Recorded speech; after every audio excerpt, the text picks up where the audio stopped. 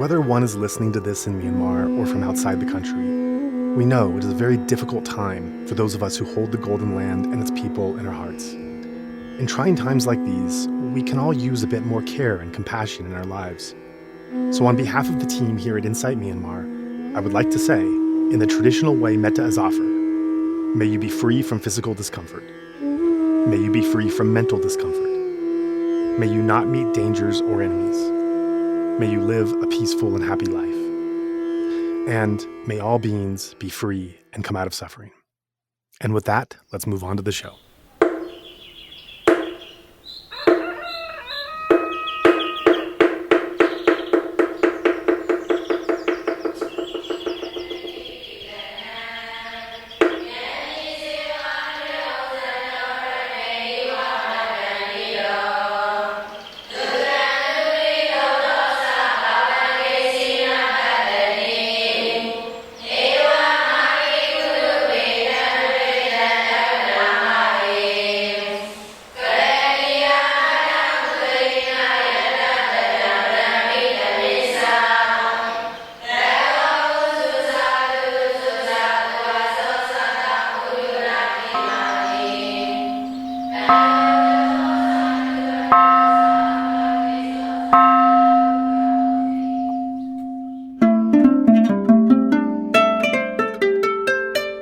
Really excited for this episode of Insight Myanmar podcast to welcome author, teacher, meditator, probably some other professions there as well, Kory Goldberg, share some of his story and his experiences and perspective. Kory, thanks so much for taking the time to join us today. Thanks, Joa. It's a real honor to be with you today. It's a real privilege.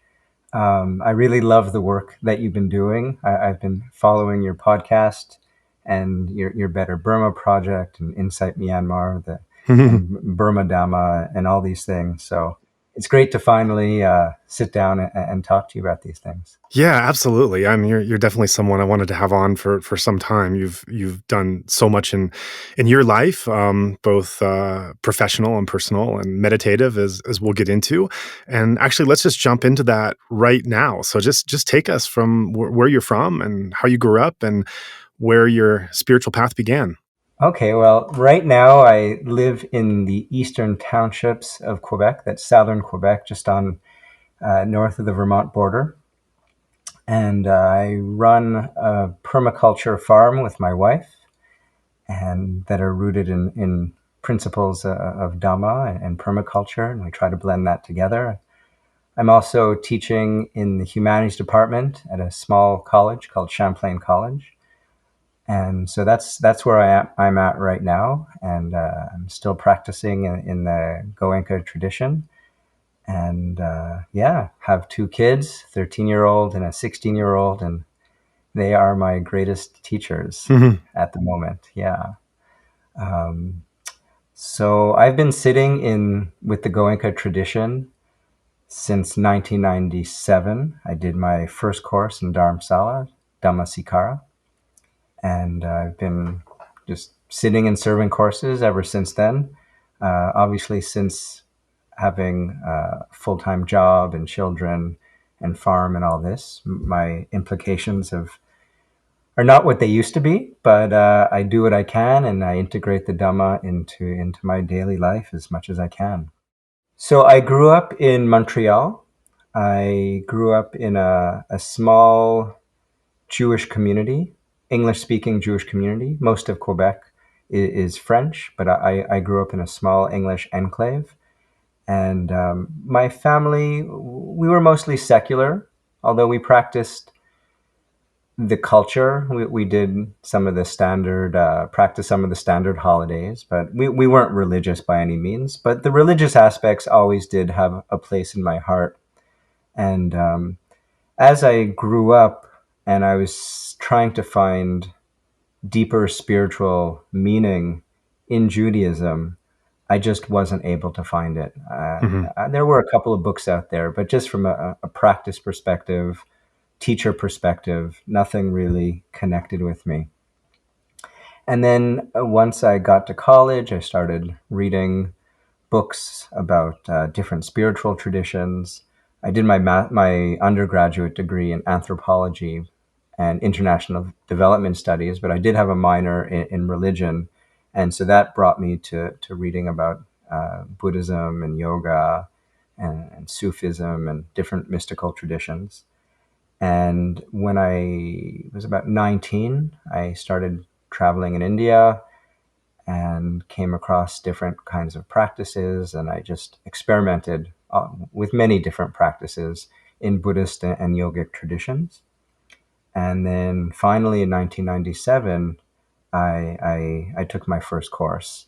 And when I took that course, I remember sitting on the cushion on day 0, and I heard Goenkaji start the course with Namo Tassa Bhagavato Arahato Sama Sambuddhassa. And when I heard that, I said, this is what I was looking for. And from that moment, there was just something that resonated so deeply with me. And receiving those Anapana instructions on that day 0, I knew altered the rest of my life, the course of the rest of my life. That's interesting, because I'm just smiling because I know many dedicated meditators who will reference the first time they heard the chanting and will say, when I heard that chanting, I was like, what the hell am I doing here? I'm in a cult. I need to run away. And then then they go on and they become developed in the practice, and they realize the value of it. But for so many meditators I've talked to, they have the opposite reaction. So it's interesting that connected with you from the start. Yeah, I think it depends where you're from. And I could see that happening and I do meet a lot of people who have that experience, especially when they're doing their first course in the West. But at the time, I was a free spirit. I was not to say I'm not a free spirit now, but I was a much freer spirit, or a different kind of free spirit back then. Mm-hmm. 17, 18, 19. And actually, I did that course on my second visit to India. My second visit to India, I was 19, and I was there for a year. I was doing a study abroad program in international development studies with the University of Minnesota. Mm. And when the program ended, I realized, hey, I still have 6 months left on my visa. I still have some money in my pocket. There's no way I'm going back to school right now. Like I'm gonna travel around and just keep seeking out for whatever I was seeking out, the truth, a path to ultimate truth, connectedness, interdependence. I was just looking for something. And I was also looking for a teacher. Mm-hmm. In the early parts of my travels, I had heard about vipassana. It did attract me, but the opportunity never arose. And I was at the Losar. I was able to take a break from my studies for a month, and I went to the Losar celebration, the Tibetan New Year celebration, mm-hmm. where His Holiness the Dalai Lama gives a teaching at that time. He usually gives, at that time, it was a 2-week or a 3-week teaching, and he was giving a commentary on some meditation text. And I went to that every day, and I came across a monk who is actually Canadian in the Tibetan tradition. Hmm. And I actually met him several months before. I had spent a couple of weeks in Bodh Gaya. It was like one of my first weeks in the country before my program started. And I went to this place called the Root Institute of Wisdom and Culture. It's a socially engaged meditation center in the tradition of Lama Zopa. And there was a retreat going on. And, this was before the internet. This was actually, so this is December 1996. And I'm standing in line hoping to take part in this retreat. I really wanted to learn meditation. And I was actually in Varanasi before that. And somebody just came back from Bodh Gaya and said, they're giving this meditation retreat in Bodh Gaya. If you're interested in meditation, you should go. So I hopped on the train and I went to Bodh Gaya. I went to the Root Institute. I was waiting in line. I was the very last person in line. I don't remember how many people they took, say 25 people or 30 people. And I was number 31. They're like, sorry, registration's closed. The course is full. But they said you could stay here if you wish. We do have lodging, but there's no space for you on the course. So I had a little kuti and I tried to practice by myself. And there were two monks running the course. One was a monk from the Thai forest tradition. He was a German monk. I believe his name was Venerable Stardust. And then there was this Tibetan monk, whose name is escaping me right now. His English name was Graham, but I can't remember his monastic name. And the monk gave me, I saw him walking after the meal, and I said, "Oh, I really want to join the course, but it was full. Can you give me some instruction?" So he just said very easily, just follow your breath. Pay attention to the inhalation and the exhalation, and whenever your mind wanders, just come back to that. So I said, okay. And I went to the Bodhi tree at the Mahabodhi temple, and I sat under the tree. And I was never able to sit for longer than 2 or 3 minutes. My mind was such a mess at the time. And I sat down and I closed my eyes. But before closing my eyes, I saw a guy in the distance, this man, a Western man with long hair, and he was sitting like a Buddha statue. And I said, one day I want to sit like that guy. And I closed my eyes. There were 2 Tibetan ladies next to me. It was very quiet at the time, not like today. And I must have sat an hour and a half or 2 hours. I couldn't believe it. It was such a powerful place. And I opened my eyes, and sure enough, that Western man was sitting there. And so I went back to my little kuti at the Root Institute and tried to practice, but didn't have much success after that. It was sort of beginner's luck that first time that got me into a concentrated state. And so several months later, I'm in Dharamsala and I meet this Tibetan monk. He's also at the Losar teachings. And I really ask him, I say, please, can you teach me meditation? Teach me meditation. So he says, okay, come to my room at such and such an hour. So I go, we sit down, and he offers me tea, and we talk. And he was from Canada. He also went to McGill University. And so we just talked. And after about a half an hour, he said, oh, my time is up. I got to go. So I didn't get much instruction. I saw him again the next day. I said, oh, we didn't get to sit. Can you please teach me meditation? He said, sure, come to my apartment. When I went to his apartment, his room. When I went to his room that following day, he had just received the horrible news that the Dalai Lama's tutor had been assassinated. It was really horrible. And this tutor of the Dalai Lama's was this monk's primary teacher. And he was just a wreck. So he was in no shape to teach me. But he said, you know what? Why don't you go do one of these vipassana courses, these 10-day vipassana courses? So I said, okay. And I couldn't do it at that moment because I had to go back and continue my studies. And then I had some friends come, and my mother came to India, and we traveled. But so I made an appointment. I signed up. I registered to sit a course several months later. And I did that course, and that was in August 1997, and it was really a transformative and very memorable moment in my life. How so? What do you remember about that course? I just felt like I was at home and at peace. Like I sat in the cushion, everything seemed familiar. The chanting, even though it was the first time I heard Goenkaji's voice, it sounded familiar. It resonated. It seemed protective. I just felt at ease, and I hadn't felt that at ease in a long time. Traveling in India, it was, although great, it wasn't always easy. And just going here and there and wandering around, which was fun. It was a great experience. But at that moment, I didn't want to move around anymore. I needed a place to be a little bit more stable. And then going to the center was like, this is a place I'd like to be. And so I sat that course, and then I got to stay a little bit and serve another course, and then go to Dhammagiri and sit at my second course. And Goenkaji was actually there for that second course, which was also a very rare and precious opportunity to see the teacher live and to meditate in his presence. So yeah, it was just, I guess, what was really special and what stands out in my memory is just how much at ease I was and how familiar everything felt.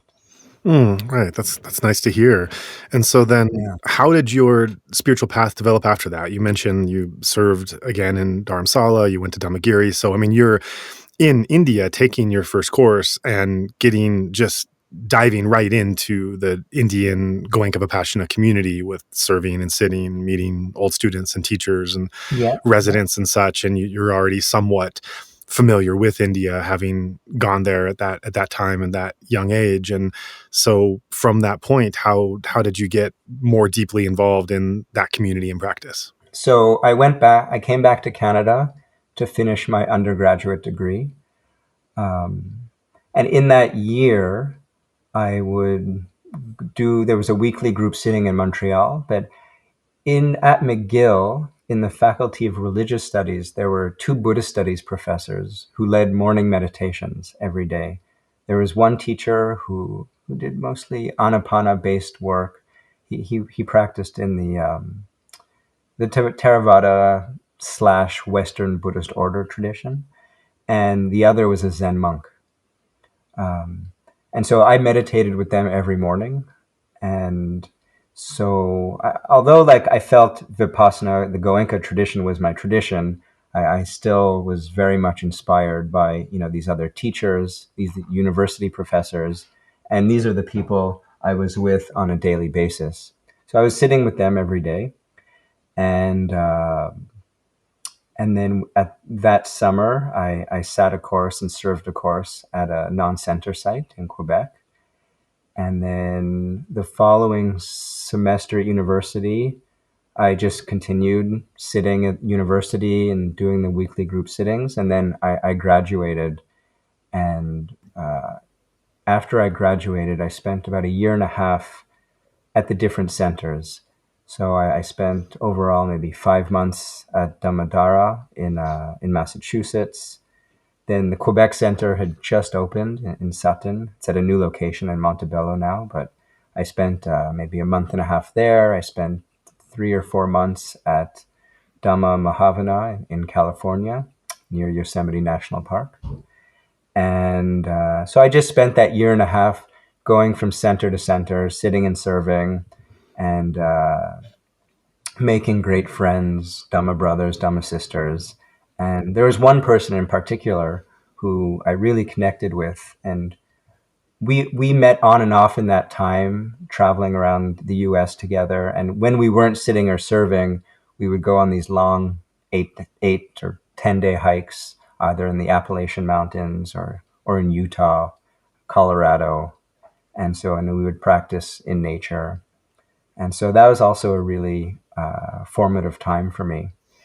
And then right at the very end of that year, I was going to start a master's degree in Buddhist studies at McGill University. And at that end of year, so almost a year and a half of sitting and serving, I thought, okay, I'm going back to Montreal. I'm going to settle down. I'm ready to meet my Dhamma partner. This was on a 10-day course, my last 10-day course of that stint. And right after that 10-day course, Goenkaji was there for a science and spirituality conference. There were a few different speakers. And I told myself at the end of that course, okay, now I'm ready to meet my partner. And lo and behold, it's Metta Day. And there's a lot of people at the center because Goenkaji just arrived as well. He had given the final Metta instructions of the course. And I saw a friend who said to me, "Oh, I just served a course in Quebec with this young woman named Michelle. You should really meet her. She's just standing over there in the corner." And I turned my head and I looked at her and I said, "Oh, that's my wife." And then we met, and sure enough, like what is it, 22, 23 years later, we're still together. Mm. And so in that time, we've been a great support for each other, sitting and serving together a lot, especially before we had children. And then we'd gone to India together. We did the 1 year Pali program at Damagiri, where we studied Pali and did a lot of service and meditation.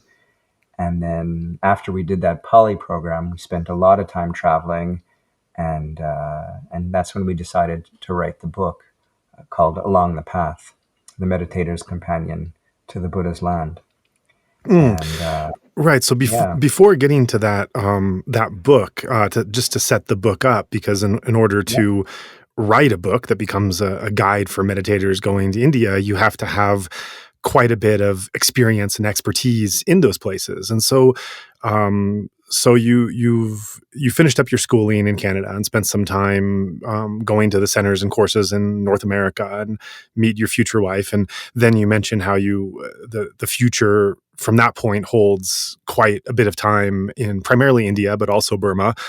Can you share a bit about what you were doing during those years, uh, how you benefited from it, what you learned, and certainly the meditative aspect and the experience of being in the Goenka Vipassana community, but also the experience of being in those cultures, of being in Indian and Burmese cultures, which are those even within the Goenka organization, the Goenka community and organization. Those geographical regions have their own type of culture and relations that one can learn from and grow from. So, what were those experiences in those years that you spent in those places? What were you doing, and how did you learn and benefit from it? sure. So that first year, we were mostly at Décary, doing the Pali program, although Michelle and I did go for a month-long course at Dhamma Sindhu in Kutch, Mm, on the west coast of India. And then right after that course, we flew to Kolkata and then on to Myanmar. And that's when I think Goenkaji had done 3 big pilgrimages throughout the Golden Land with meditators. So this was the second one. mhm, I think it was the largest one. There were about 500 people. And so we spent a month in Myanmar doing that tour and visiting all the places and meditating, doing a course at Dhammajyoti. And we continued our Pali program. And then from there, we went up to Nepal. We spent some months over there. We sat another long course and we did a lot of hiking through the Himalayas. Um, and it was just an exciting time. Michelle and I spent about 2.5 years continuous in India, Nepal, and Myanmar, constantly going from one country, mostly Nepal and India, actually. We only went to Myanmar during that one pilgrimage, but so it was mostly India and Nepal back and forth. mm, And one beautiful thing at the time was the community. There were just a lot of young meditators, travelers like us, who were just sitting and serving. And this was such a great inspiration. We would meet each other at different centers. mm, And even when we weren't at centers, if we were doing, spending time doing yoga or trekking, we would always meet other friends who would participate in these activities. So it was such a special time when you're in your early 20s, and all you have to worry about is what's on your back and where mhm, you're going to get your next meal, and mm, but in a real privileged way, not in a way where life has forced us into a terrible situation, right. right? We were free, and by our own, it was really our own volition to Mm, live in that way. mm, So we felt very monastic like in that sense, mhm, very monk or yogi like. That we hardly had any worldly responsibilities, mm, and we were able to get by with a little bit of money in our pocket and make it go for a very long way. mhm, And actually, during that time, it was actually right after we came back from the pilgrimage in Myanmar with 500 people. We saw that a lot of people just didn't know how to behave with the local culture in an appropriate way. mm, Not to say we were experts. We mm, were. I mean, maybe we were so-called experts in traveling. In other countries. Like mm, we had traveled. I traveled all over North America. My wife had traveled all over Europe. Together, we had been all over India for quite a number of times, mhm, Nepal. And so even though it was my first time in Myanmar, I felt like, and maybe it was also my training in anthropology, there was a certain sensitivity on how to engage with a local culture. And we just found that a lot of people didn't. There was just a lot of inappropriate behavior. Mm-hmm. And there was a small group of us who thought, hey, we should put together a little guide for meditators. So as we were traveling and speaking with local people, we had made we made quite a few local Burmese friends during that yatra, during that pilgrimage. And we were just asking them, okay, what's the right thing to do in this situation or that situation? How do we address the monks, the nuns, etc., things like that. And we were taking notes and thought, you know what, we'll put it, this would be a great service. We're going to put out a little booklet for meditators who are going to Myanmar. Mm-hmm. And fortunately, you did a way better job on that than. Well, we'll get to that later. Yeah. Our booklet would have been maybe 5 pages or 10 pages. It was really just the basics. Right. Anyways, so we head back to Décary to continue the Pali program. And we're at that moment, I think a 45-day course had just ended. And we were sitting with Paul and Susan Fleischman. And we were chatting, we're talking. And Karl Franz comes to join us. I don't know if you know who Karl is. Do you know Karl Franz? I don't. Okay, so Karl Franz is also a travel writer. Oh. Him and his wife, Lorena, they wrote the book called The People's Guide to Mexico. It's probably in its 14th or 15th edition by now. It's sold, over 1 million copies. This is the ultimate travel guide. And so if you don't know it, you definitely need to get yourself a copy. And so they work as tour guides in Mexico.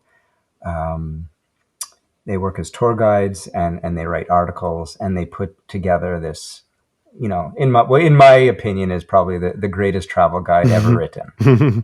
And so Paul and Susan introduced us to Karl, and we were chatting. And then some Burmese fellow comes and joins us. I don't know who he was, but they knew him. He was a senior AT or maybe an Acharya from Dhamajoti, but whose name I don't recall his name. And he says, Karl, when are you going to write a book about Burma? And he said, well, I don't know anything about Burma. And he says, well, what about India? We want, us Burmese meditators, we want to travel around India, but there's no good guide. Are you going to write a guide about India? And he said, India? I said, all I know is Décary. So Paul turns to us and he says, why don't you guys write the book? You have some experience. And in our innocence or naivety or stupidity, we're like, sure, that sounds like a good idea. That sounds familiar. Yeah. And then we spent the next 7 years working on this book. Yeah. Wow. And it was great having Karl as an advisor at first. I sent him some early drafts of some early chapters, and he said, "This is just terrible. Oh no, this is terrible work. Nobody's going to want to read it. It's not publishable." Yeah. And rather than getting defeated and depressed, feeling defeated or depressed, I said, "Okay, let's just keep working on it." And he sent us a copy of his book because we didn't have a copy, and we're like, okay, this is a great approach. So actually, the entire first section of our book, the first 100 pages or so, are really derive all its inspiration from A People's Guide to Mexico. And then from there, we just spent a lot of time going to the different pilgrimage sites. In all manner of, sometimes we went in private vehicles, but we also did it. We hitchhiked, we went by train, we took local buses. We wanted to really experience pilgrimage in all its different forms and possibilities. And we spent a long time just going back and forth to these sites. And then sometimes in Bodh Gaya, sometimes we'd spend, 1 month, 2 months, 3 months over there working on the book. And then it was a long process. And then once our time was up, we returned to Canada, and I started a PhD in the anthropology of religion at the University of Quebec in Montreal. And around that same time, I started teaching part-time in the humanities department at Champlain College. And our son was born. And we bought our first property. And it actually a couple of years later, we bought our first property. Yeah, that's so interesting. I have so many thoughts going in different directions with all the things you mentioned about the process of guidebook writing, about different cultures interfacing, about taking on a project of that scale. I'm not sure where to go with all of them. I guess the thing that stands out first and foremost is looking away from the actual guidebook process itself, which I want to come back to, but looking at it from the angle of a Westerner who is in a land that is the origin of the Buddhist teachings, where everything spread from there, and trying to make it more accessible.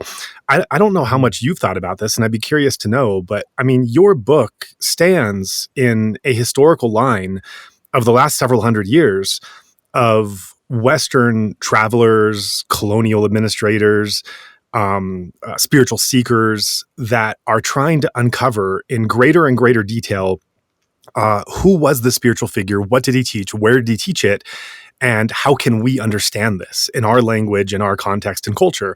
I don't know if you've heard of the great book, In Search of the Buddha. I can't remember the author offhand, but Yeah, it's Charles Allen. right. Charles Allen. It's an amazing book that describes mainly the British colonial administration, as some other Westerners there as well, who are trying to understand decade after decade who the Buddha actually was and what he taught, and because they're undercover, they're digging up archaeological remains, and they're trying to piece together teachings and translations, and every generation of colonial administrators just puts together this puzzle a bit more to try to understand. You know, back in those days, there's no Wikipedia, there's no book you can just, no encyclopedia you can get off the shelf. There's no access to this information, and it's amazing to think of that time, really not so long ago, that people in all of our countries and cultures did not know anything about who this figure was or what he taught, and they're trying to put it together and make it more accessible, just put the building blocks together. And of course, in the 19th century, that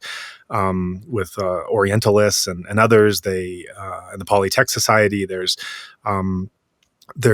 work that they're doing that is trying to bring these teachings more and more and make them more accessible. And you're very much, I mean, your book is very much in that line of a Westerner coming to an origin site of these teachings and carrying on that step a bit further. So before your book is written, and we should mention, I haven't done this up to this point, the name of your book is Along the Path. So that's something that listeners should definitely check out. That's what we're constantly referring to here, is the book Along the Path. That before Along the Path comes out, there are hordes of Western and as well as Asian visitors that are coming, and obviously around the world as well, but mainly from those regions, that are coming to these sacred Buddhist sites in India, trying to understand, okay, what happened here and why is it meaningful, and what do I have to go see, and as well as how should I act.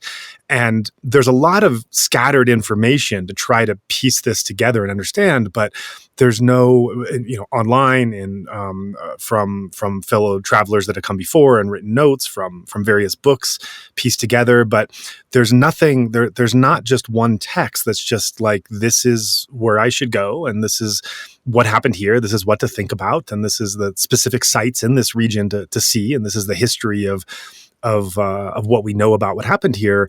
It's another step in that historical line dating back centuries to make this more accessible and understandable, and really even possible for people to come and have an experience.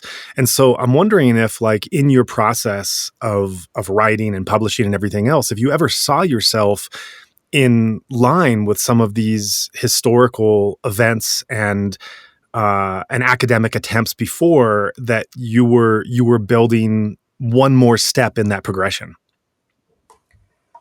Not really. Although now that you say it, I could see that, but I didn't have that awareness or consciousness or even intention at the time. Although I was very much aware of the work of the Orientalists, and we do acknowledge how much they've contributed to the discovery or rediscovery of these sites. These people, Alexander Cunningham and William Pepe and all these other Orientalists, these administrators, Buchanan and Princep, all these guys, they were following the 7th century monks. His name Xuanzang. They were following Xuanzang's travelogue in finding all these places. So these guys had, very little to go on besides the 7th century This text. is a Chinese pilgrim, we should say, right? Yes, the Chinese pilgrim Xuanzang. I think he was in India for about, what was it, 15 or 20 years, around 625 to 640, around that time. I don't remember the exact dates. And so they were following his work, to discover all these places, because this monk went from place to place to place. He eventually settled down for some time to learn and then teach at Nalanda University in Nalanda. So it's quite incredible. At the same time, I mean, these Orientalists, they were these European colonial administrators. It's debatable whether they should have, been there and had that much power in the first place. But besides that, without getting too much into the critical side of things, I can say that I really appreciate all the work that they did, because without all their efforts, that they had so much responsibilities. They were building roads and building bridges and managing finances and managing political conflicts. These guys worked from early morning till late at night, and then whatever free moment they had, they would spend doing this archaeological work, which was really incredible. These people were so talented because, some of them had military training, and they had political training and training in economics, and they knew so many languages. Right. I think James Princep knew something like 20 different languages, which is just incredible. And then they were drawing. There were no cameras back then, so they're drawing everything. If you look at some of their artwork, it's just unbelievable. So these were very multi-talented people. And then, even though they weren't Buddhist or practitioners of the Dhamma, they were still very sympathetic. And for some of them, I'm sure it went beyond just intellectual curiosity. I think philosophically or spiritually, something must have connected with them. Something must have resonated, which is why they did all this work. And yeah, you're right. So, but beyond their work, there wasn't too much out there when we decided to write our book. There was Middle Land, Middle Way by Venerable Shravasti Dhammika, which was a very good book, and that helped us, and we used it. But it's a very thin book, and there are some references to the Pali Canon, and it's very much rooted in history. But as a travel guide itself, there were some features lacking, especially for people who wanted to really connect the teachings of the Buddha to the places themselves. So I really liked the book, but we thought, okay, I think we can build on this book. We can use this book, Middle Land, Middle Way, as a stepping stone for our work. And our work, it took a very long time, and we definitely didn't do it alone. We had so many people contributing, sending us information about new places that we hadn't even heard of, or different ways in which you can travel, and different hotels and accommodations, and references to different texts and things like that. So, and then we had lots of people who helped with the editing and the artwork and the layout and the graphic design. And there was a lot of people who had their fingers in the pie, we can say.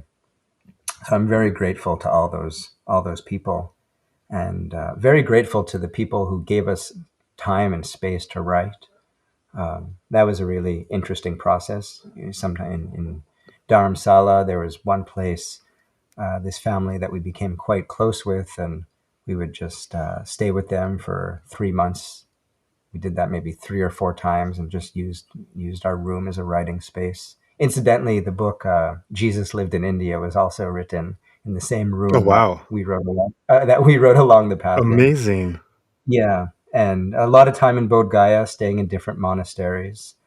And we're just really fortunate to have good spaces. So there's a lot of people involved. And we published the book. I think the first edition came out around 2009. 2009, 2009, I think it was. Shortly after our daughter was born, and I was working on my PhD at the same time. And I thought, okay, I really like, this book is an important book, but it's really just written for practitioners. Mhm. And the more I went back to India and Bodh Gaya, I thought, and I did my PhD research in Bodh Gaya on a completely different subject. It was looking at how modern Western pilgrims, or how some modern Western pilgrims, are engaging with local charitable projects, such as opening schools or working at schools or clinics, vocational training centers, things like that. And so I was writing along, we were writing along the path on the one hand, and at the same time, I'm doing all this critical academic work. And so shortly after we published the book, I kept working on the PhD and did the research. And we lived in Bodh Gaya for 9 months. And going to a place like Bodh Gaya for a few days or a couple of weeks gives you one kind of perspective. Sure, But sure. then when you start to spend months on end in a place, then you see all the nuance and complexity, Right. and local politics and relationships between pilgrims, foreign pilgrims, and who are mostly Buddhist or sympathetic to Buddhism, and local Muslims and Hindus. The place becomes much more complex. And so my PhD thesis, which is called Buddhists Without Borders, Transnational Pilgrimage, Social Engagement, and Education in Bodh Gaya, this is a completely different work, and it required Oh, wow. a completely different kind of mind than writing this pilgrimage guide. So the pilgrimage guide is very straightforward. This happened here, and to get to this place, you take this bus and that train, and you Right. can go eat at that restaurant, etc. But doing critical academic work was much more challenging and more complex, and so it allowed for a lot more nuanced understanding of these places. So, just to come back to the question, did I ever see myself, as a continuation, or as somebody continuing the work of these academics or these Orientalists? Yes and no. I mean, it's just a completely different time, a completely different setting. I'm a completely different person with completely different background and upbringing. But it is, as you ask the question, I think, okay, well, maybe I do have a place in the long line of mostly Western scholars who are looking at these places along the Buddhist circuit in India. Right. One of the things I'm thinking is you contrast that thesis with the guide you did, because really you're talking about a contrast where you're looking at the same thing in the same place, but in one regard you're looking more reverentially and trying to aid in the spiritual access and appreciation of those that are making this journey. And on the other, you're being, as you said, critical. You're being very you're looking at it very, very hard and asking difficult questions and telling the story as it really comes out. And I'm wondering if those two worlds ever conflicted and caused a kind of what would be the word, cause some confusion in you, or some hesitation how to deal with it. And one of the reasons I'm asking that is, I mean, of course, there's so much for us to talk to in terms of our respective projects of the guidebook that you wrote in India for meditators, and the one that I worked on in Burma, and there's various stages of that work's completion. But in regarding this particular point, this is definitely something I faced, is starting to write a book with only a guide, I should say. I like that term better than a book, because Yeah. that was the intention at the time. Having an intention to write a guide that was reflecting the deeper appreciation and knowledge that I had of certain Burmese Buddhist sites that I saw meditators and pilgrims, foreigners coming in, that were trying to figure everything out. That, I was a few years ahead of my head was a few years above the water, you could say, from where they were at, Yeah. and wanting to bring a more reverential and appreciative and informed understanding of these things. And certainly, as I went about that, many cases that happened, and in really tracking down, well, Webu Sayed, he this is the reason why he came here, and this is where he slept, and this anecdote happened on this day, and this person has written this, and just starting to collect all of these stories and translations, recollections, as well as physical, attaching them in many cases to physical places. This is where this thing happened. That really no one, I think, outside of Myanmar had really ever heard before, and that part was really exciting. And to this day, it's still exciting to know that some of those stories and knowledge I've helped to put into the world and bring a deeper appreciation and understanding. At the same time, that I also learned about the more difficult underlying underbelly of some of these things, that it's not how it seems, and that sometimes the reverential is happening as a layer simultaneous to something that is far more unpleasant, but not seen or talked about. Sometimes the reverential is not actually true, and it's it appears to be so, but as you see what it really is, it's really, it's somehow a facade. In other cases, it's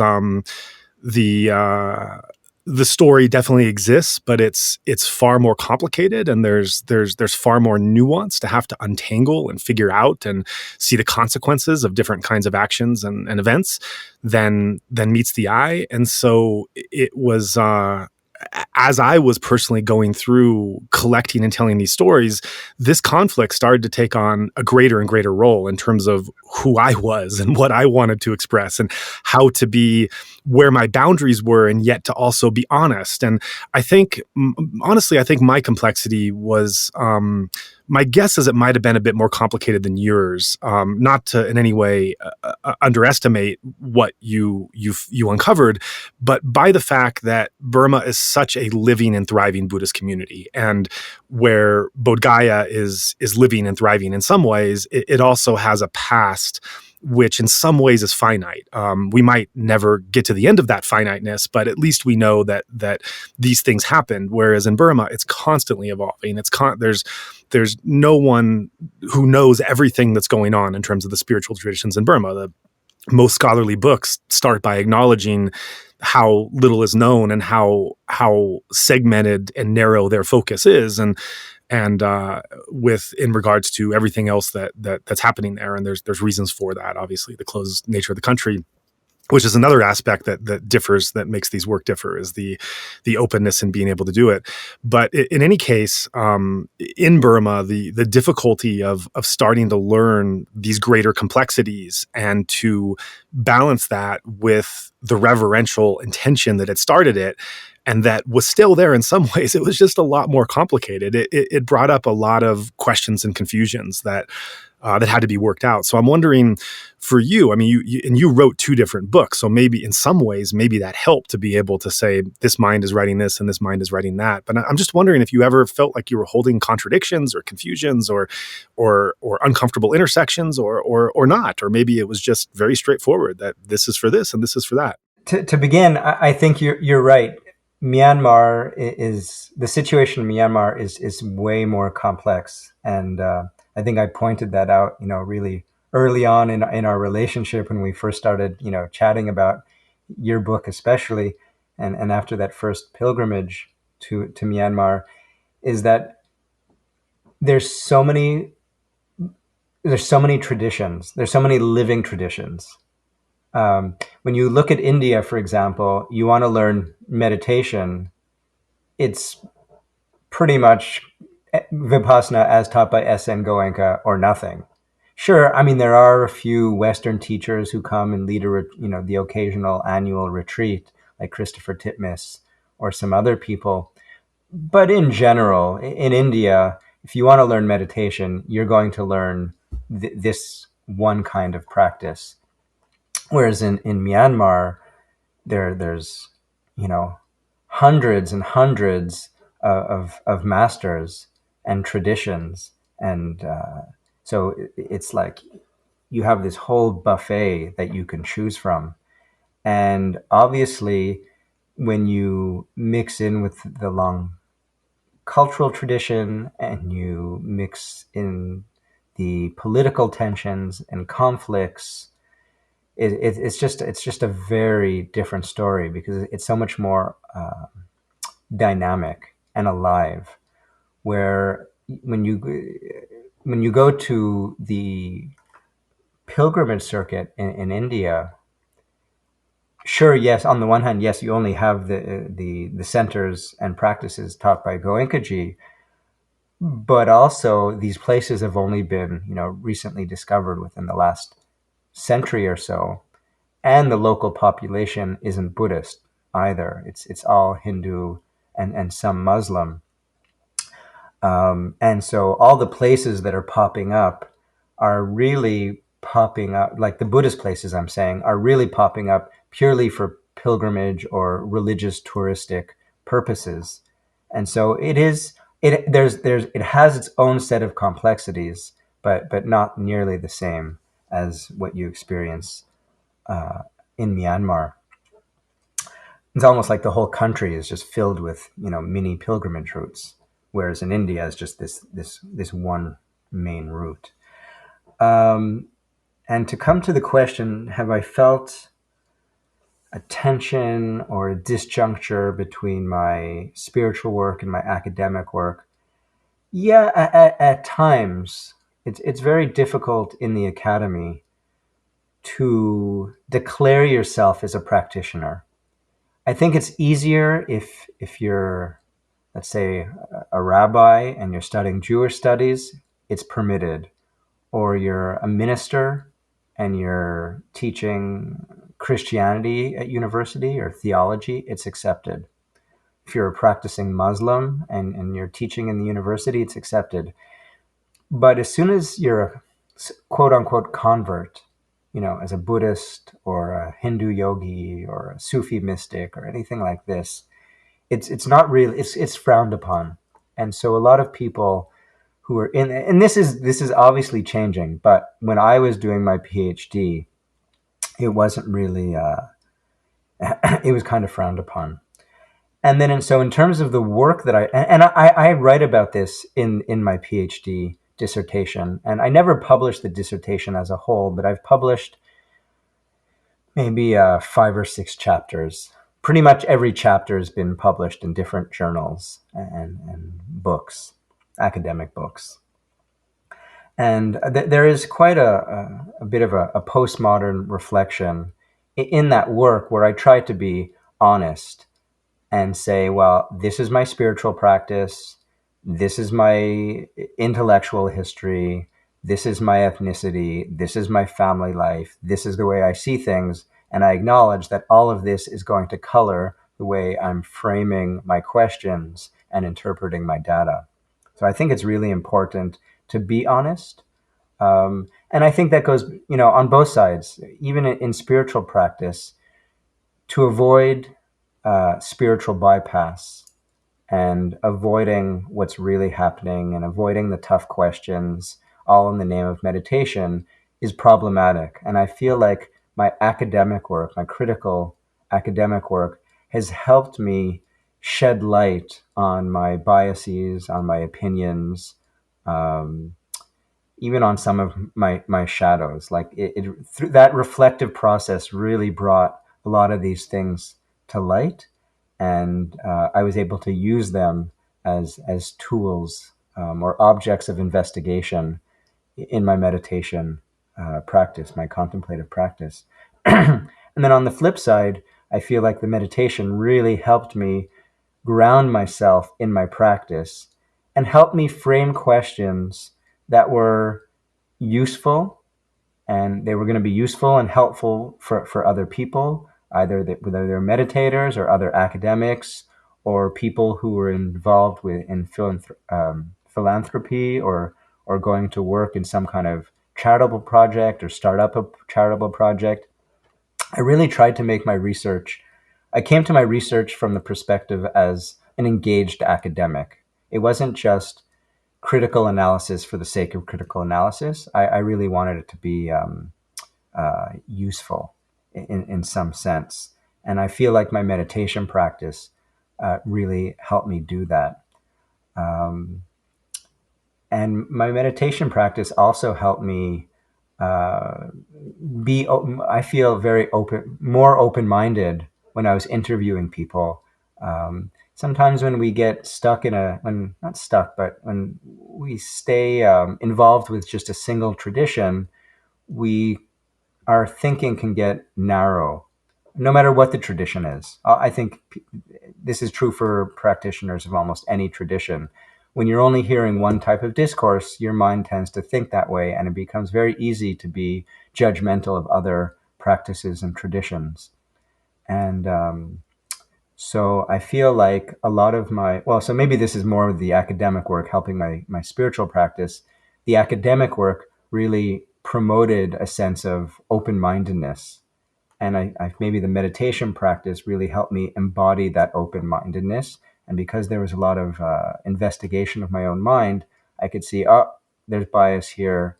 There's judgment here. I have look at these prejudices coming up. Oh, look at these preferences coming up. What's going on there? So it helped me with the questioning. So it was really like a back and forth in the process.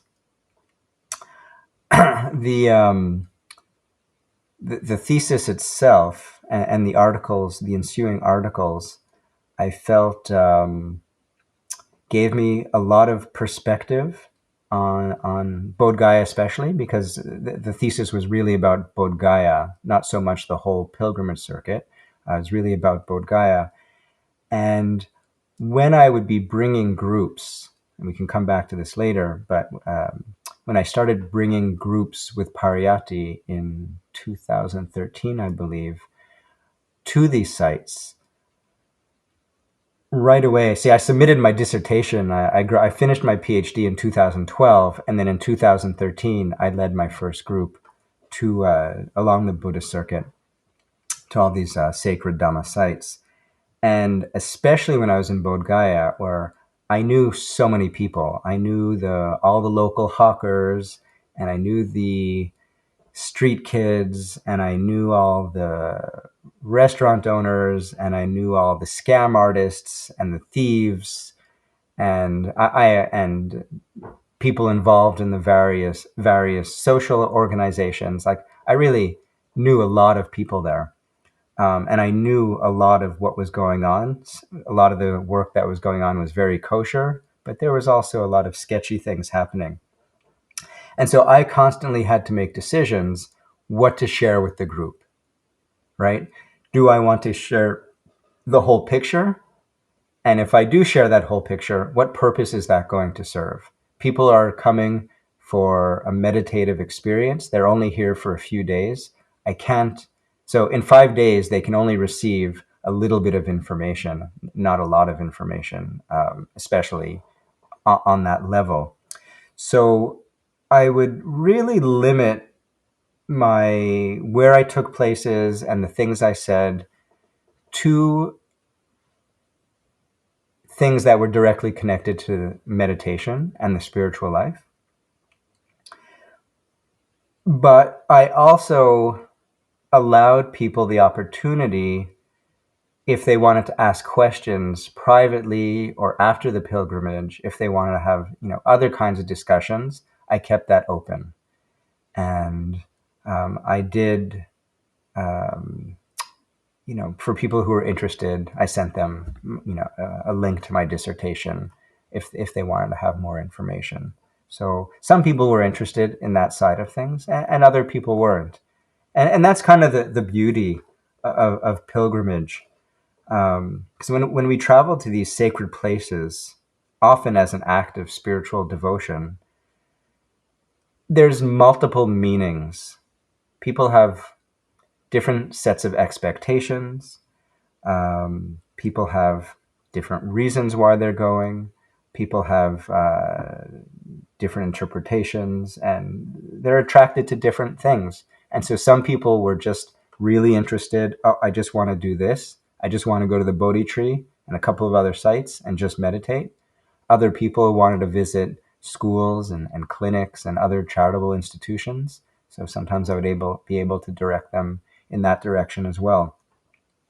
And so I found, although I had a certain trajectory for the pilgrimage, I always left doors open for small tangents if people wanted to go in that direction or have a little side journey.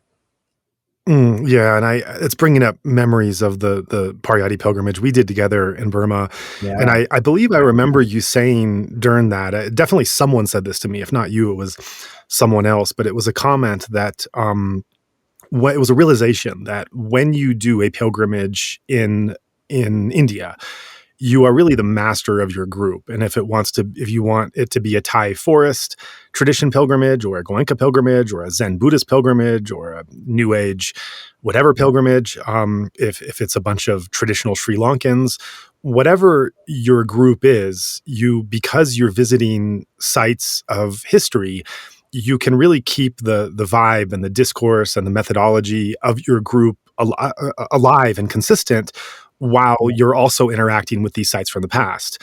But in Burma, you cannot. And that was a realization from that pilgrimage. And what was so interesting was, even in that Burma pilgrimage, we were besides for big sites like Shwedagon or Mahamuni, the Burma pilgrimage was pretty much limited to sites within the Goenka lineage, the principal teachers of Sayadaw Baken, Sayataji, Wabu Sayadaw, and Lady Sayadaw. However, based on the work I had done at that time and uncovering a lot of not just sites where those principal teachers had lived and taught, but also sites connected with other offshoots of those lineages, and in an effort to try to understand those teachers to a greater extent. And because every site we were going to was a part of the living fabric of the dynamic Burmese Buddhist society, which was alive in the moment, as well as representing the trajectory of the years before that had led to that moment, it led to, one can say, some confusing encounters of having to negotiate how you take an insular discourse and an internal understanding into a very alive culture, where those figures and sites are still existing, but they're not existing within that insular narrative that everyone talks about. They're existing within a Burmese Buddhist narrative and context and culture and people, and how to have that conversation, how to go with an appreciation for what one has been told and what one has reverence for, and to see it in an environment where there's things that one hasn't been trained for and even has aversion or suspicion about, with things that seem quote unquote religious or Buddhist, that a Western practitioner has prided themselves on being secular and not taking these on. I think one of the most vivid examples of that, which I've heard this anecdote repeated, I think this has kind of gotten some wings, and I don't even know how it's how it started to be shared and spread, but I've heard this over the years from different places, and it was something I experienced where we took I don't think this was the one you were on, I think it was a subsequent one. We took a group to Hansawadi Monastery in Yangon. This was a place I had found was established by a monk who had learned under Sayataji, who was the teacher of Ubaken. And Hansawadi Monastery was the first practice site of a Sayataji disciple. So it was quite an important place to visit. It was established in the waning days of World War II, and it was a monk who was teaching Sayathaji's technique. And when we came, because this was so off the radar, and I had just discovered it recently, no foreigners had ever made their way there. And when he realized who we were and what lineage we came from, what background, he just welcomed us with open arms and did a group meditation together and gave us all kinds of treats and snacks, and just kept proclaiming, you're my long lost relatives, like we found each other again, and just so much excitement and enthusiasm. And as he was giving this kind of joyous remark, he said, we have courses a couple times a month, and it'd be so wonderful to have you here. And, please, it's so great that we're reacquainted again and that we come from the same lineage. Please come and take my courses. And as the students filed back on the bus, a teacher stood up and said, anyone who takes those courses will be disqualified from long courses and face the consequences of the organizational rules and such. And so there was no greater dichotomy than that moment, which represented both the joy and the reverence of connection, as well as the confusion and negotiation of an insular culture meeting a living, vibrant culture, and society, which doesn't happen in India. Another of the things I've remarked on a number of times, which I think is just a fascinating and very troubling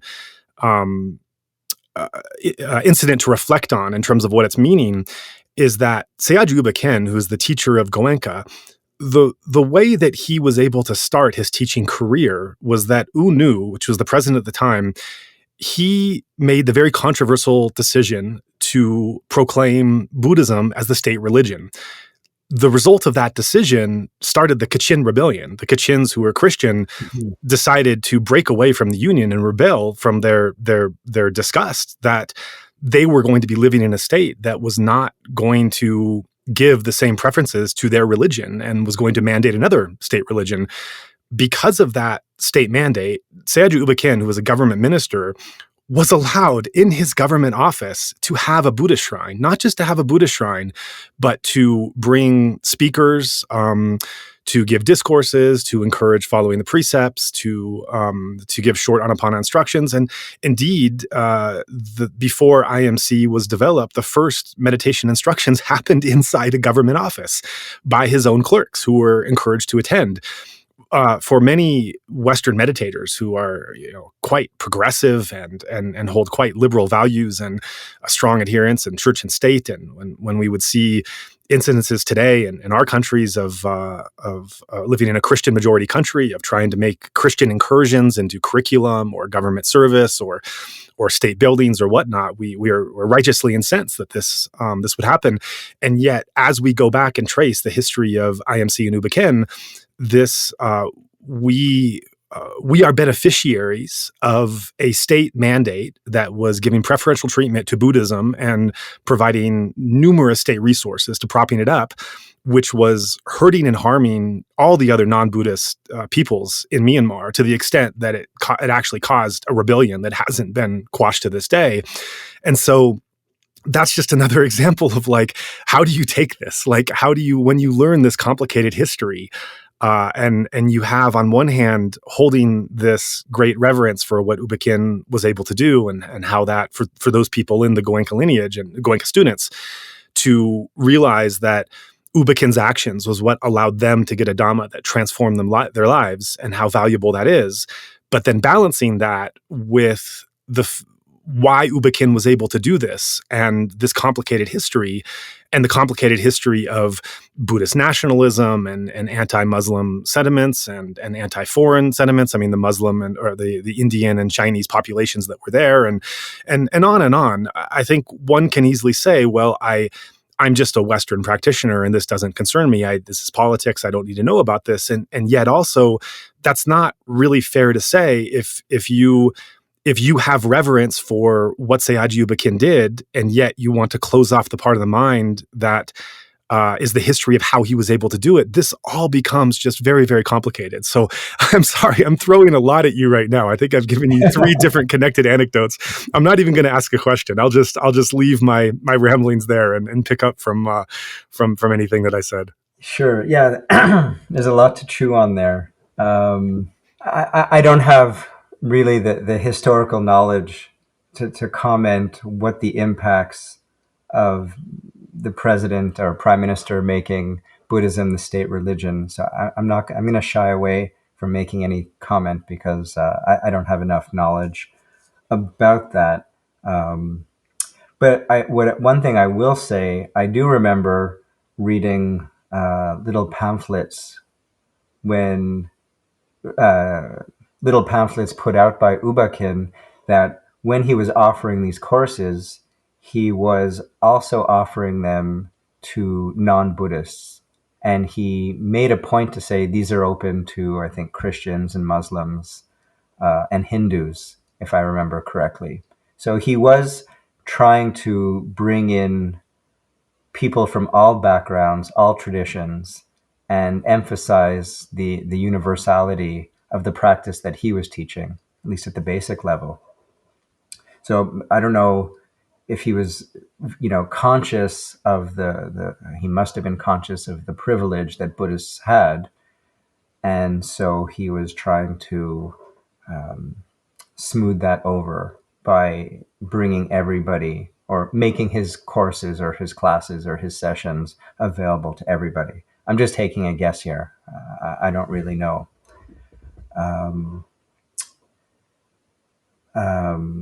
Yeah, I feel like sometimes looking at these different situations through a theoretical framework can be helpful.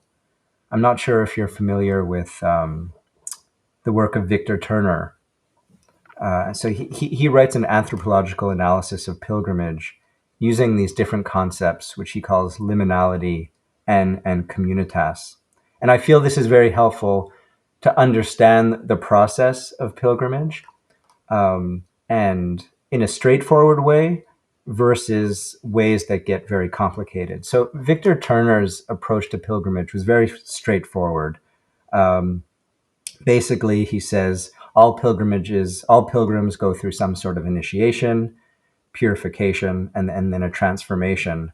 And the liminality that he talks about refers to the condition of the pilgrim who leaves his or her mundane world, who leaves his or her structured life, and enters into a world of anti-structure, which he calls betwixt and between.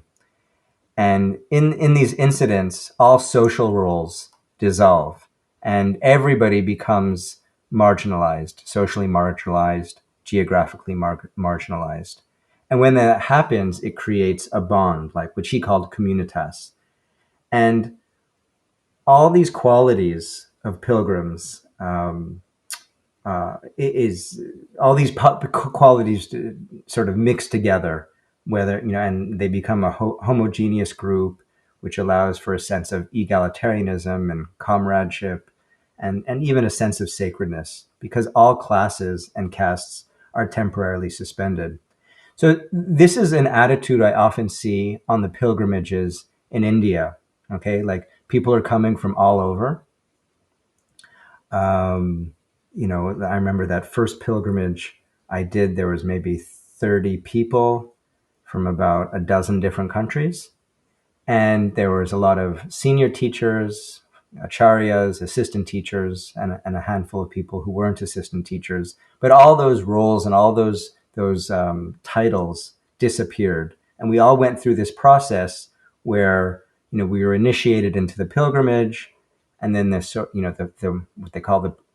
Turner calls purification. So for me, this is all the going to different caves to meditate and having different discussions and doing one-day courses, and all the stuff is coming up.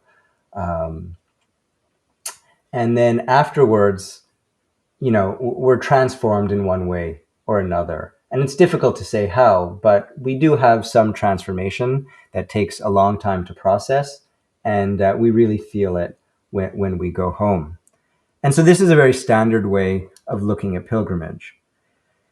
Now, there's these scholars named John Eade and Michael Selno. I don't know if you're familiar with their work, but they wrote a very famous book in the early 90s called Contesting the Sacred.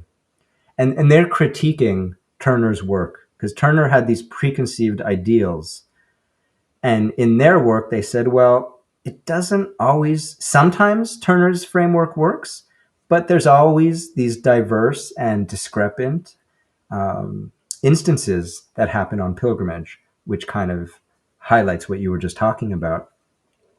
And so when we only pay attention to the sort of collective mutual piety, in some ways that could be very accurate, but in other moments it could be misleading because we all have these different cultural backgrounds.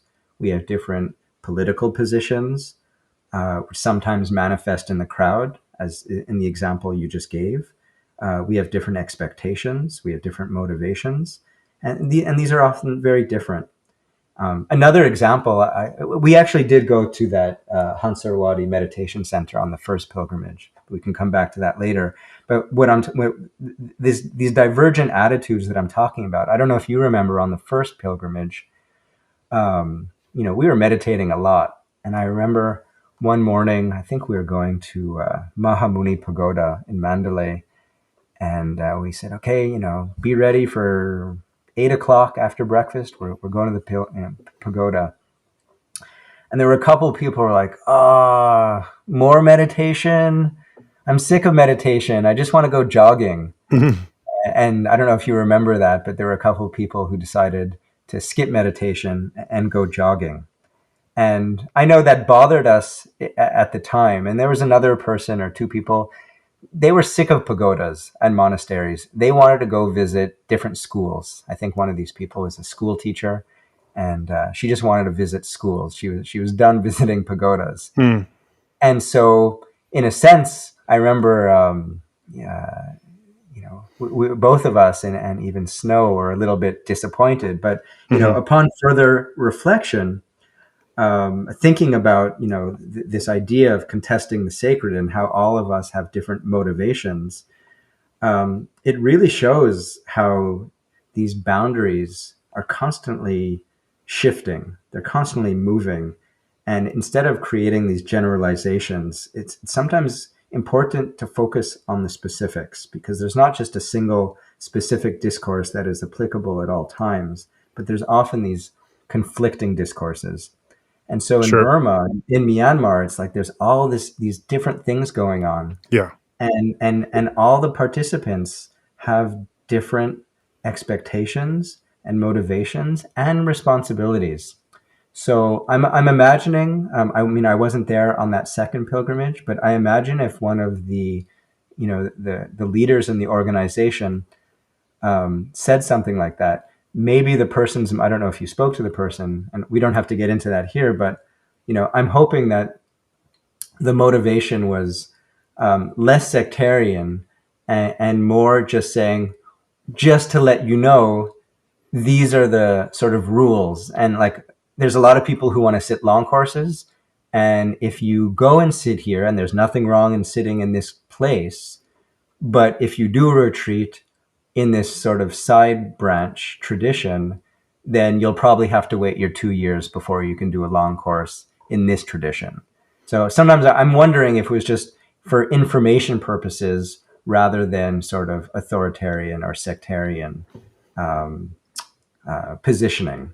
I don't know. I can't really say. But I guess my point is there's, and this is what's so interesting about pilgrimage, but also makes it really challenging for a pilgrimage leader, is there's all these different ways of seeing things. And I did, even though it's more straightforward in India, on the very first pilgrimage that I led, I had suggested that if people wanted on their own free time to go visit a particular Tibetan monastery, because the artwork was exquisite, like the tankas that were hanging, and just the walls and the columns that just had all this beautiful, intricate Tibetan imagery and floral patterns and all this. It was really magnificent. And it wasn't part of our itinerary, and there was a lot of free time in Bodh Gaya. And I said, well, if you want to, take a break from meditation, go check this place out. And there were, some acharyas on the tour who did go, and they just loved it. They said, wow, this is out of this world. This is some of the most beautiful artwork I've ever seen. And then on the other hand, there were, a couple of, very senior people who were like, oh, you shouldn't, tell people to go visit this place. It's not part of our tradition. It's not even within the Theravada world. So maybe you shouldn't be saying these things. So I was getting such different responses from such senior leaders in the organization, which goes to show it's like, the Oh yeah. human beings are so complicated and Yeah. everything is so messy. And then when you put yourself in the position of a guide to these places, you need to navigate everybody's stuff. And Mhm. so there's no easy answer. Yeah, and I think my experience as a pilgrimage guide was a little short-lived, and my interest now is not so much. I mean, I'm definitely interested in the pilgrimage experience and very interested in hearing yours, but my personal question is not so much on how to lead a pilgrimage to those places. It's more, how do you hold this? How do you talk about it? And being between these worlds of a reverent practitioner base in the West that has benefited so much from this, and that hears the stories of their older teachers, or those teachers who transported the teachings to them, or their short time experience of actually being in those places and learning, and has their own internal framework and messaging and discourse about how they hold it. And then the things that they don't see, or they don't know, or they purposely avoid and bypass, and knowing where these come together, knowing how to acknowledge the existence of both of these in a way that doesn't undermine one or the other. And as you're talking, your story about encouraging the practitioners, the pilgrims, to go to the Tibetan monastery, that reminds me of when I was invited to go to Australia and New Zealand, and to Goenka centers, Goenka Vipassana centers specifically, and give some presentations about the research I was doing in Burma, the pilgrimages I was leading, and everything else. And I remember, I spoke to the organizers of the different centers when I went, and tried I knew I was very conscious that I was a guest that was being invited into into one's own community, and whatever my background or views, like I wanted to be very sensitive in how, what I was able to talk about there, and not ruffling feathers or whatnot, as I was an invited guest in someone in this community. So I was careful with that, and received the answers from the people that were inviting me, and worked on the presentations according to those guidelines. And one of the things I found in giving some of those presentations, like, for example, let's just pick one, a couple hour presentation on Lady Sayadaw's life and his sites, and talking about Lady Sayadaw in a bit more of a dynamic and flexible and open way of how he adapted the teachings, how just how dynamic he was in his approach, how much he did, and some of those dynamic qualities of what he did and how he lived and how he taught. In some ways, they're not talked about in the discourse of the Goenka communities, and in other ways, they actually directly contradict what those discourses are. And so it's a very difficult balance to thread, but I tried to do so carefully, without really discussing the implications of it, but more just sticking with what I know as facts, and what I've seen, what I've heard, what I've understood. And after some of those presentations, the response, and this goes also to speak to your observation of how diverse these communities are, that they're not monolithic, that there's so many different intentions among the members of it. And I remember after one particular talk, I had one senior teacher come up to me, almost in tears, and say, like, this is the most important thing I ever heard. And she went on to describe how her husband was just not really falling in line with the course regulations, and not really wanting to fit into that system, and she was just really distraught with this, and really wanted him to be a regular course sitter, and doing the 2 hours a day and everything else, and was causing tensions in their marriage. And she explained to me that, hearing the dynamic qualities of Lady Sayadaw, he was not trying to fit everyone into some narrow space that everyone had to conform to, but was really working with who people were and how they can understand. It made her realize and reflect that she was really not behaving the right way to her husband, and that it was she was really trying to force him to be something that he didn't need to be or want to be, and that it wasn't black and white. It wasn't like you're a good vipassana meditator and we're aligned, or you're outside and we're on different paths.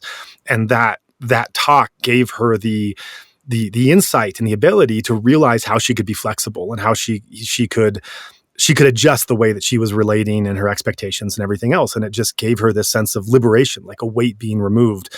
Really lovely and beautiful to hear. And then there was another teacher, another practitioner, who had a very different reaction, and without going into specifics of it, basically wanted me out, wanted me silenced, wanted a retraction, and was just deeply offended that I was saying things that did not go directly according to the line of discourses, and in some ways even contradicted it, even though I was very careful not to discuss the implications or to highlight those. But just how can you avoid it when at Lady's Birth Monastery there is a building which translates from Pali into meaning walking meditation. It's a long it's not a hallway, but it's a when you see the building, you can realize why it was constructed for the purpose of walking meditation. And everyone there says this is where Lady Sayadaw did his walking meditation. And if in the Goenka discourses today, walking meditation is explicitly described as something that is not useful, and yet there's a building named Walking Meditation in Moniwa. What do you do with this? How do you present this knowledge and be comfortable with it? And so that diverse reaction, I think, speaks to also what you were saying of the different ways that people hold this and different intentions and so on. Yeah, that's right. So I guess the question was, how do I hold these contradictions? Am I right? That's what you were asking in the beginning. And how I hold these contradictions is just by being aware that human beings are filled with contradictions, and that we change. Because, at one point early on when I was a meditator, well, I'm not in any position of leadership in the tradition, so I'm in a very different place than a lot of people, and have maybe a little bit more freedom. But I just, I am a teacher, a college teacher, and I have children, and I have neighbors, and I'm part of a community, and everybody has their own perspective. Whether their perspective is grounded in fact and evidence or not is another story. But just by, and this is a practice that whenever I'm encountering people, and especially during the COVID-19 pandemic, and seeing people have all sorts of ideas about vaccinations and vaccination passports and the science behind it, there's just opinions were flying left, right, and center.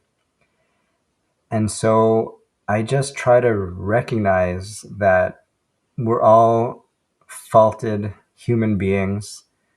If we're unenlightened, we are steeped in wrong view. And I just try to develop empathy and compassion for the views that are plaguing conflict. I used to be more reactive and try to fight against any view that didn't align with mine, or a view that I thought was, just completely false. But I recognize that usually has little impact and just creates more tension and even confusion. So, like in that instance on the pilgrimage, I just smiled and said, okay. And then I'm just going to do what I think is right according to the position, the role that I've been given. And, incidentally, I also gave a talk at a center on Lady Sayadaw some years back. And I had two very similar reactions from two senior teachers. One was like, wow, I hadn't realized how open-minded and broad this person was, Lady Sayadaw was, and the teachings that he gave. And it's so inspiring that this person was just such a giant. And another person said, whether this stuff is true or not, it just shouldn't be talked about. And this is from two people who are seniors. And in both cases, I just said, okay, fine, like I'm going to speak what I think is important. Um, and I'm at the same time, I'm not going to rock the boat too much if it doesn't serve much purpose. And if people are interested in hearing, the truth of a matter or hearing my perspective on the matter, whether it's wrong or right, then I'll be happy to share with them. But if I'm going to make some people uncomfortable and the majority of the people uncomfortable, then I'm just going to avoid saying that kind of thing, whether it's on a pilgrimage or in my community or in the classroom. Yeah, that's skillful. That's well Yeah, said. I I want to. try. Yeah, yeah. We've been talking about this kind of in collaboration with some of the other bigger themes and tensions that we've been exploring. But we got a little bit away from your trajectory that I want to go back to Yeah. specifically. We were talking, we had led up to the point that we had talked in depth about this guidebook, this groundbreaking guidebook that you wrote along the path, which guides meditators and helps them in knowing what to see and what the value and importance is. And then you became a pilgrimage leader, and we've talked a bit about some of the incidences and a thematic way of the pilgrimages that you led and what stood out. But I want to return to that, looking at more generally of what it was like to transition from a place you were living in, you were writing about, you were reflecting and thinking deeply about, to a place you were taking newcomers that were seeing for the first time, and what that experience was like in leading a pilgrimage of meditators from a dozen different countries, as you mentioned, to these sites that you had researched so well, what you learned as a pilgrimage leader, what insights that brought you as a practitioner, and then also the contrast between India and Burma. I know you did a lot more work in Burma, both in terms of writing and living and researching and leading pilgrimages as well, but you did lead one pilgrimage in Burma, so you do have that contrast. So just looking at your background as a pilgrimage leader and what that brought you. But just for the record, I didn't lead the pilgrimage in Burma. You led the pilgrimage in Burma, and I was just your support. Well, I learned a lot from you, let me say. Yeah, but I definitely, I did not want to pose myself as a leader because I definitely didn't have the knowledge or experience to be a leader. But what have I learned as being a pilgrimage leader in India? I learned a few things. I learned how to manage people's expectations. I learned how to manage time. In the beginning, it was very easy to just try packing in way too much. As we did. I don't know if you remember, but on that first pilgrimage that we did in Burma, I mean, we were just it was insane. Exhausted. It was insane. Yeah. And if you remember, we had a meeting at the very end, and I slashed about 40% of the visit. Yeah, rightly so. So managing time is really important. Time and people's energy, because people want to do everything. Making optional things doesn't work. You can say we're going here, here, and here, and you can either rest in your room or we can go to this place. I don't know if you know the acronym FOMO. Yeah. Fear of missing out, right? And a lot of people suffer from fear of missing out. Yeah. And nobody, no matter how, only the wisest people, the wisest or just completely sick people actually will stay in their room.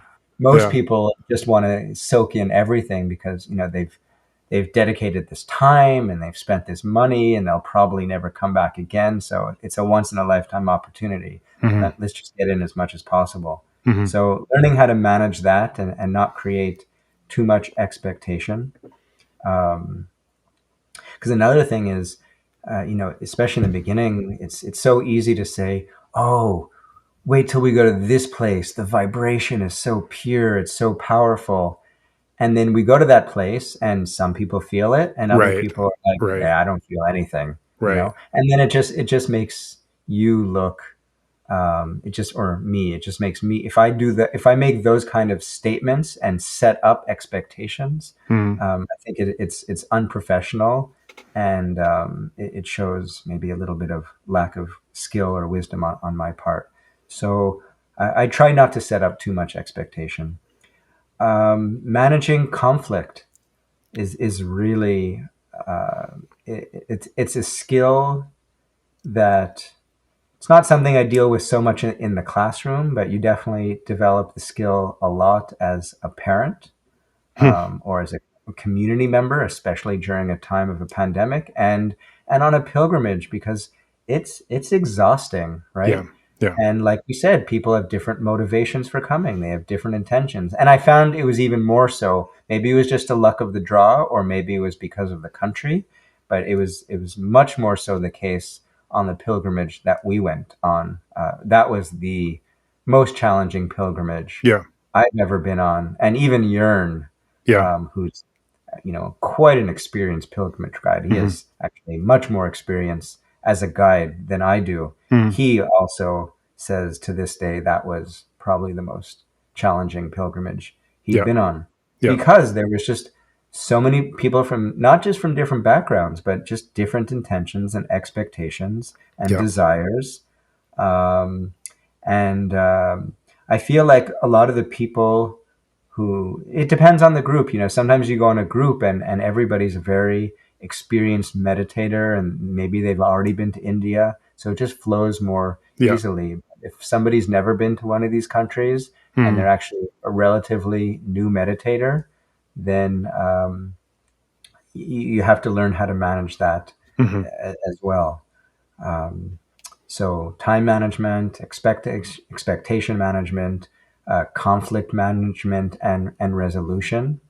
Not, and it's like when you're managing the conflict, and in Burma, if you remember, we weren't just in the middle. Like, we were part of the conflict. Like, people had issues with us, Hmm. um, which was, for whatever reason. Some of it might have been justified, some of it wasn't justified.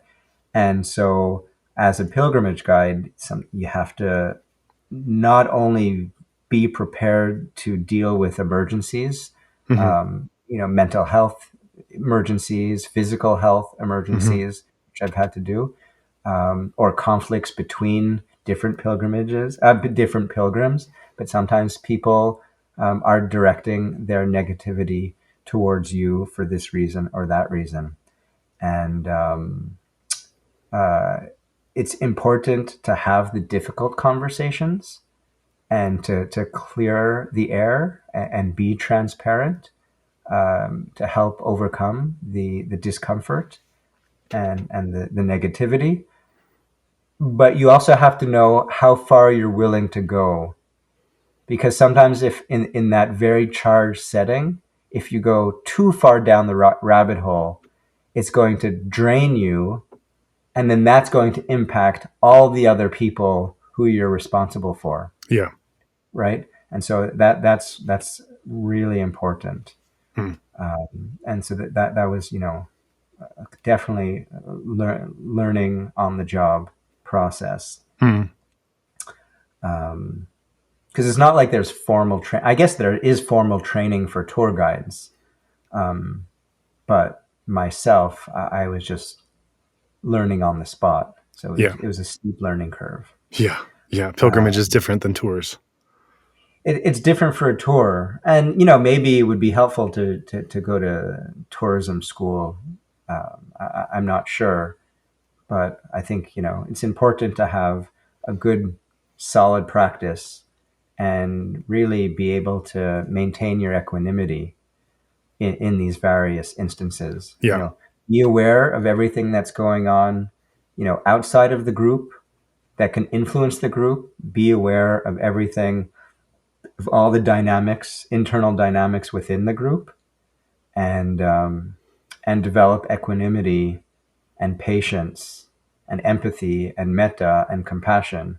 Because as soon as those qualities start to fade away, it just creates imbalance and chaos in the group. So Yeah. it's really important. And that's one of the things I just loved on the various pilgrimages that I've led. Was the challenge, was the test. For me, I Yeah. see it as like a Yeah. Right. course. It's Right. like a Right. meditation. It's a meditation Yeah. course in action, Right. a meditation course in movement. It's Yeah. it's obviously it's not the same as a 10-day course, but you have to really be prepared to face the sankharas that are coming up.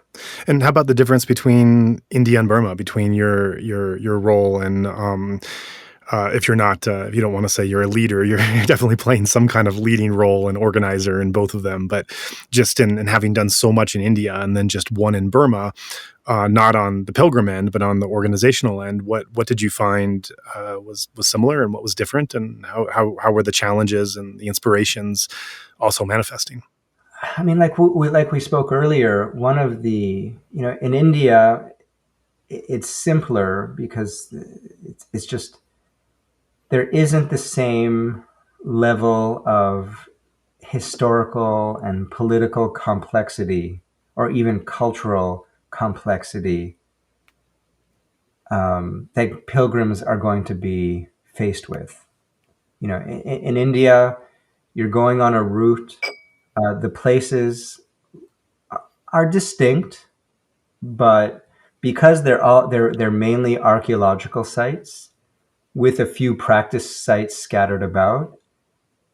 And whenever we're going to places to meditate, they're historical or archaeological sites, or they're vipassana centers in the Goenkaji tradition. And so there's a familiar, especially when you're always going to just like the Goenka centers. There's a familiarity that makes it easier. Whereas in Myanmar, it's just there's so much going on, so many different traditions and so many different practices, and we're meditating in all these different places, and there's so many different forms of vipassana. Sure, when you're on the pilgrimage route in India, you are encountering other traditions, and it's very lovely to you go to some stupa remains and you're meditating, and next to you there's a group of Thai forest monks on one side and Mhm. Cambodians on the other side, and maybe some Tibetans are doing some prostrations behind you. But like there's all these different people from different Buddhist worlds, Mhm. right?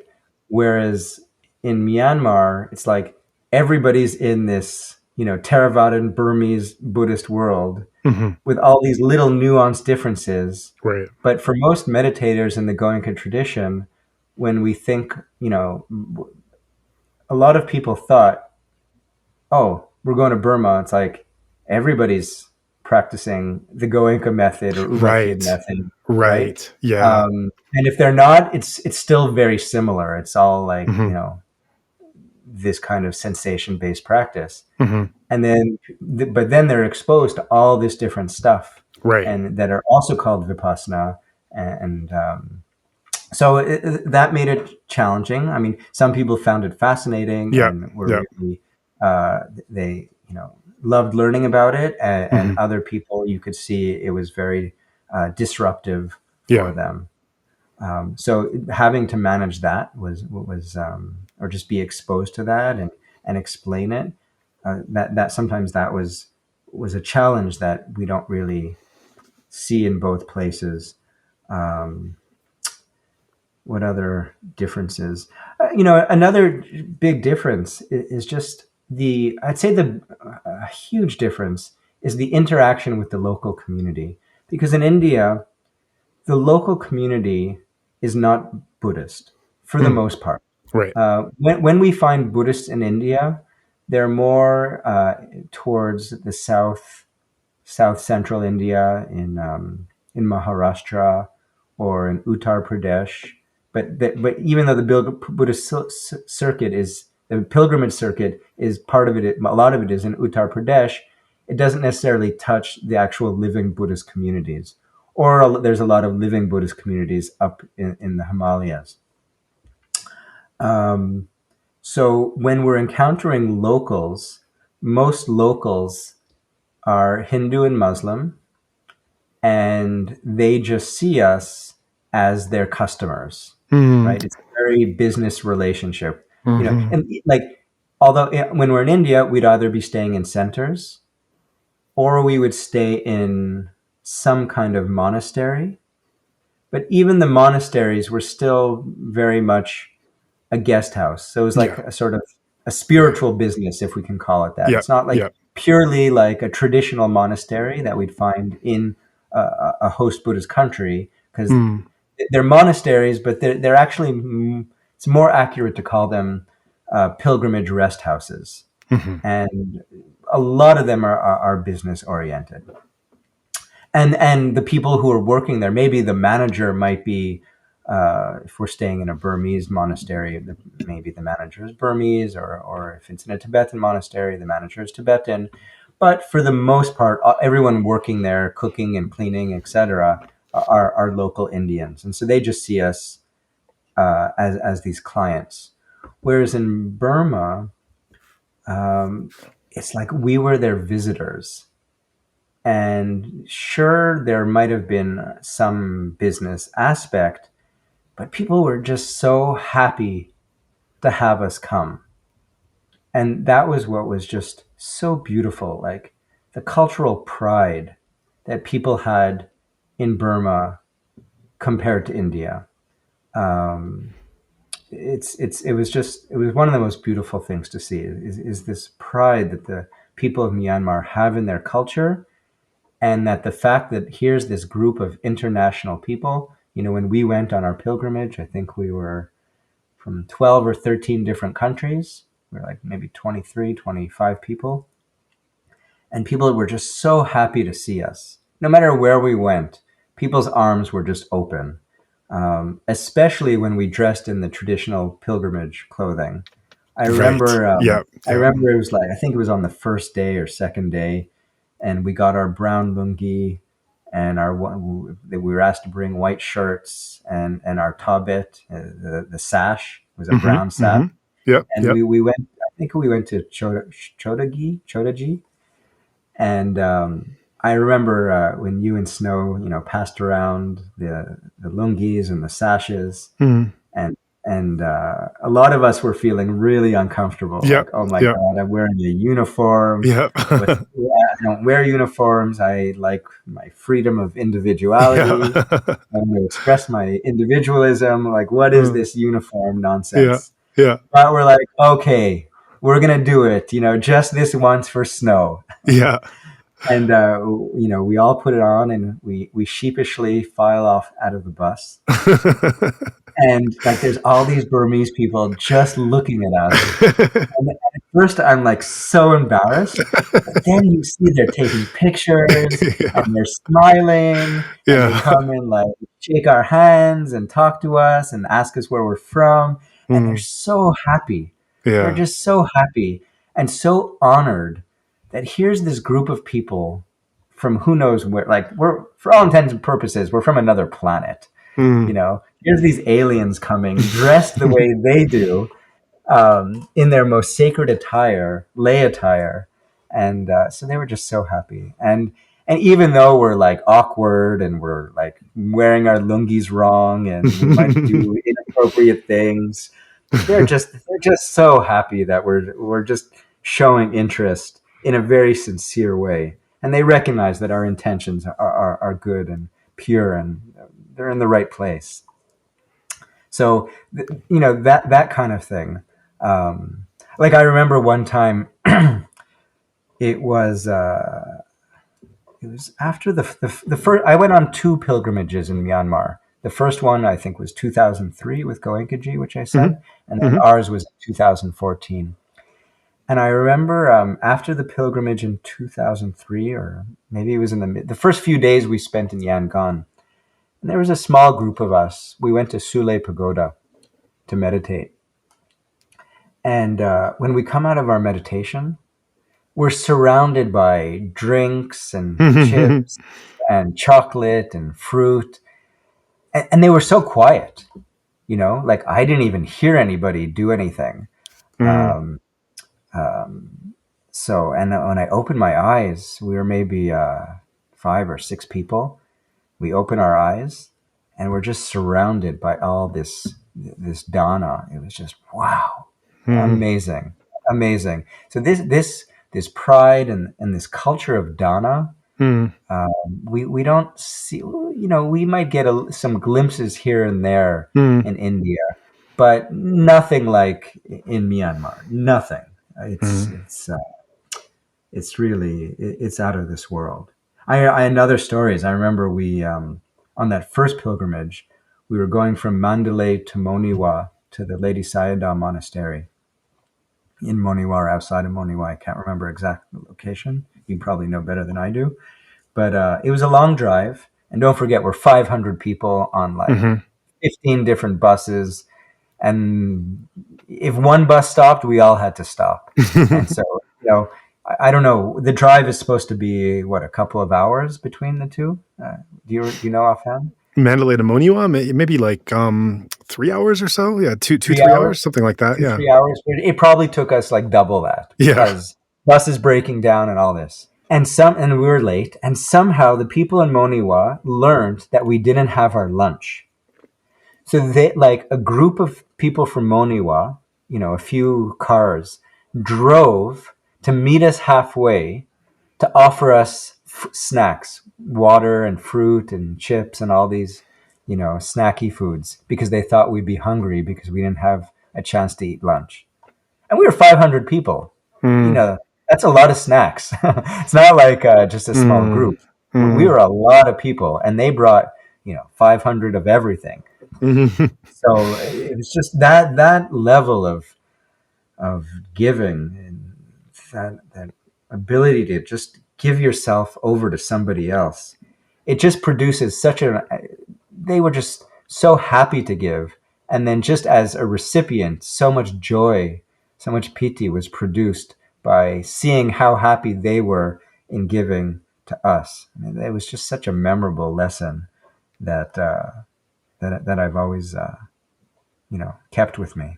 I don't know if you remember, but we went to the on our pilgrimage. We went to the Ong Zabu Tawia. I don't know if I'm mhm, pronouncing that, where they mhm. have some Japanese donor gave Yep, 300 precious statues, yep. and so when we were there, the abbot closed off the exhibit Right. just so that we can enjoy observing and pay attention and meditating with the statues quietly and mindfully without the disturbance of all the tourists. I remember outside there was like hordes of people Yep, waiting to yep. get in. And they closed it off completely for our little group. And there was these few nuns in the corner who were chanting some paritas to enhance the atmosphere. It was so beautiful. And then afterwards, we go outside and there was a tea shop. And so we were having some tea, and one of the people on in our group had a bag with lots of money in it. And this person, we get on, we have our tea, we get on the bus, we leave, and she's like, "Oh my god, I left my bag with all my money." And we're like, "Oh no!" And moments later, the abbot called your phone or Snow's phone and said, "I think somebody left their bag filled Mm. with valuables. Come back and pick it up." I'm 99% sure if that Mm. happened in India, Right. forget it. Yeah, That bag would not have been seen. yeah. But the people were so, the Shila, there's such an importance in Shila and in gratitude that they saw here we're hosts to these foreign visitors. They fell into trouble. Let's help. And that was so beautiful that there wasn't one penny missing. Everything was there.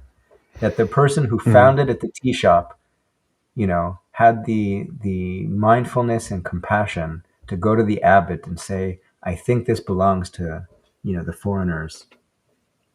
Amazing. Just Right. And that Yeah. wasn't just several $100s, even several $1,000s. That was actually tens of thousands of dollars in that purse, which makes it all the more stunning and Yeah. remarkable. And yeah, your memory of all these details, it's really wonderful to recount and to recall when you were referencing your first trip in 2003 and the bus breaking down.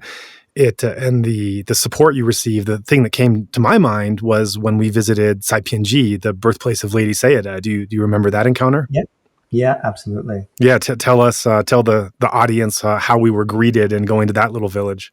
Um, yeah, that was an interesting visit. I remember.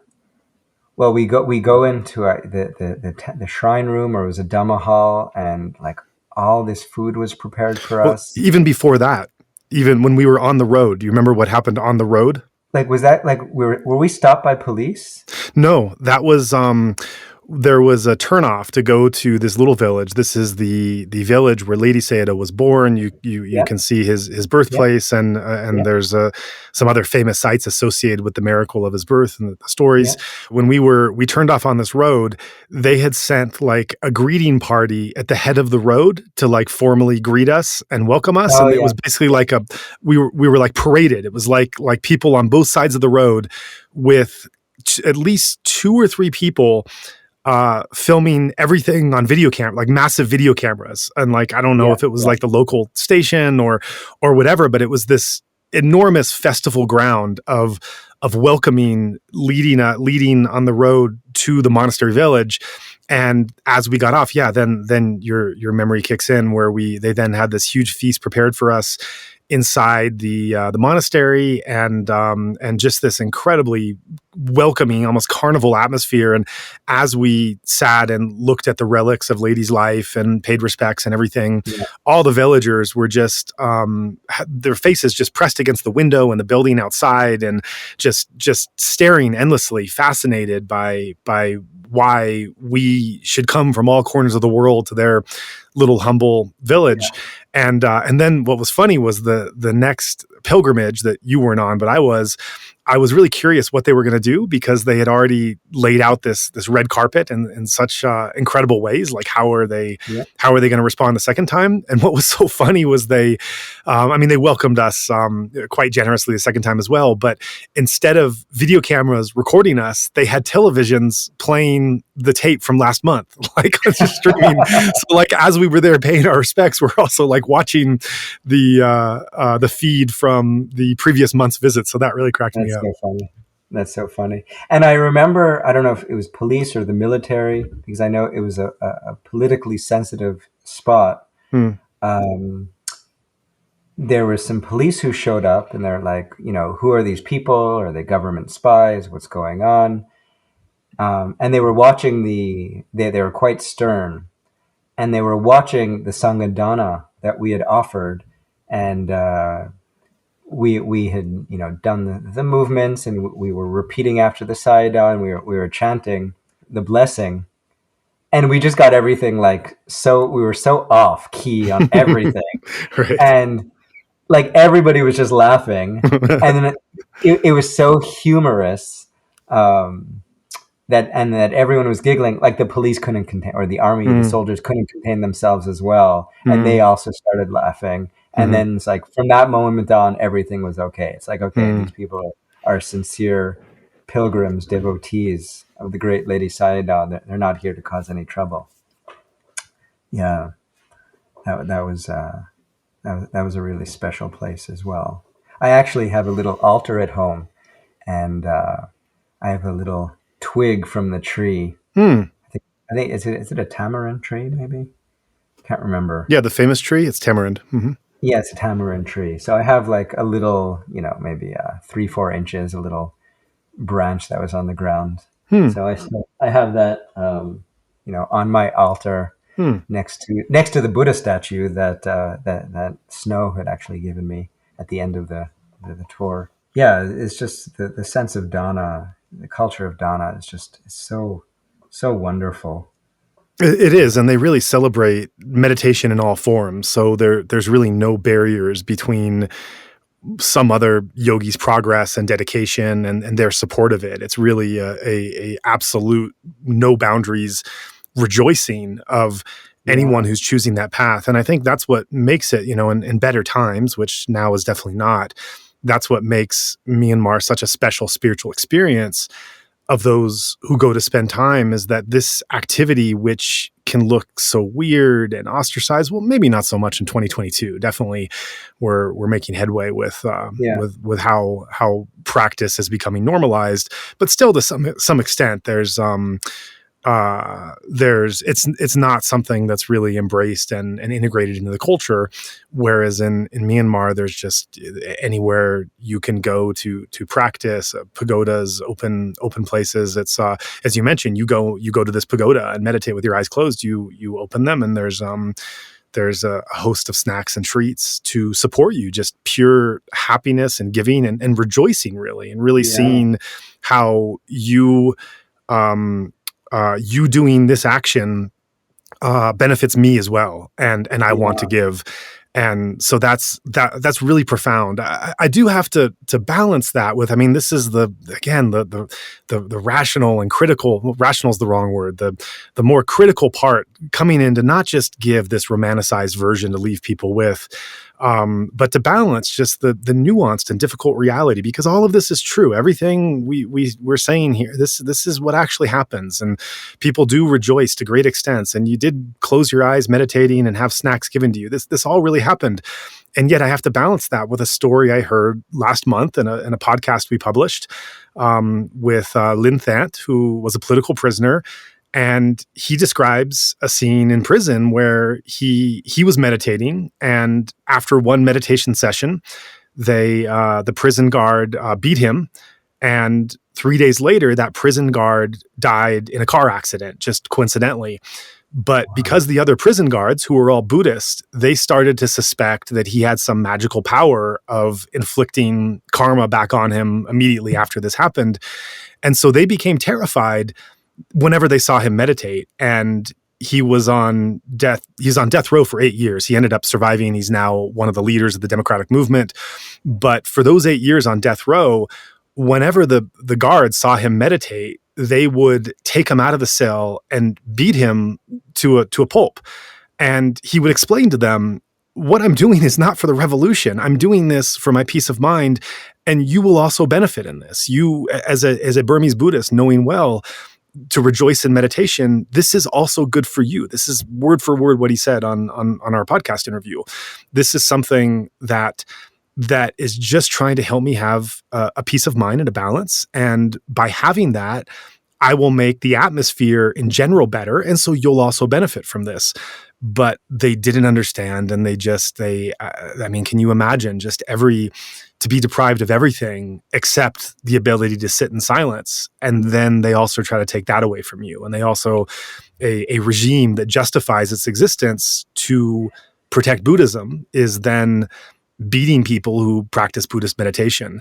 And so this is, and it's like some hesitation. I share this even though it's already been shared on my platform, because I don't want to I don't say that to challenge the existence of this reverence or of this rejoicing, which is very true. And I don't want to dirty that picture of the reality of so many foreign meditators who come to the country and are just anywhere they go, they're told, you keep up this practice, you can stay for life. I will take care of you. I'll you dedicate yourself to this and leave everything else to me. You stay as long as you want. This is my privilege to be able to support you with as little as I have. It's my privilege to be able to give you this spiritual path. That is true. And it's also true that this happened in prison, and we can't, I think at a time like this, we can't not acknowledge that happening. We don't want to be a party pooper, but we also, it's, we need to somehow be mature enough that we can hold both those realities somehow. Yeah. How do we square that circle? It's horrible. It just makes me just want to cry out when I hear those kind of stories. It's just It's such high level of ignorance, and fear and hatred, and I mean, this is the work that we're doing. This is the work that we're doing. Ultimately, is to diminish and eradicate our craving, our aversion, our ignorance, and what you just described is the highest form of ignorance and fear and hatred. And yeah, I mean, I can't possibly imagine what it's like to be in such a horrible situation. And my heart goes out to that person, and obviously to the people of Myanmar. And I can say I'm going to, I send metta, and I talk about the issues with people, but it's still never enough.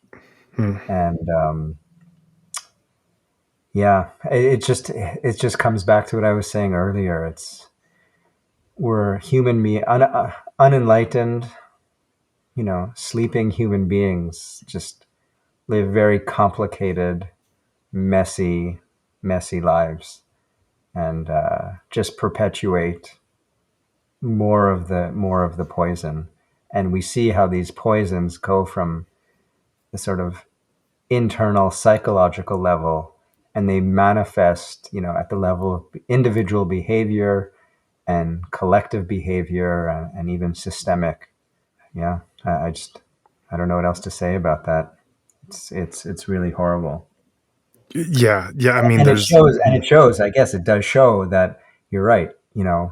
Nothing is neat. So we have, on the one hand, and this is what I love about, obviously, yeah. What I always say, why people always ask me, why do you love going to India? And I say, in some ways there's like so much extremes, and I learned so much from it. You have the highest wisdom, and you have the lowest ignorance. You have such great richness, and you have such poverty, and there's such wisdom and ignorance, and all this. And we see the same thing in Myanmar. We have these, enlightened meditation masters doing so much good for the world, and the repercussions ripple out across the globe.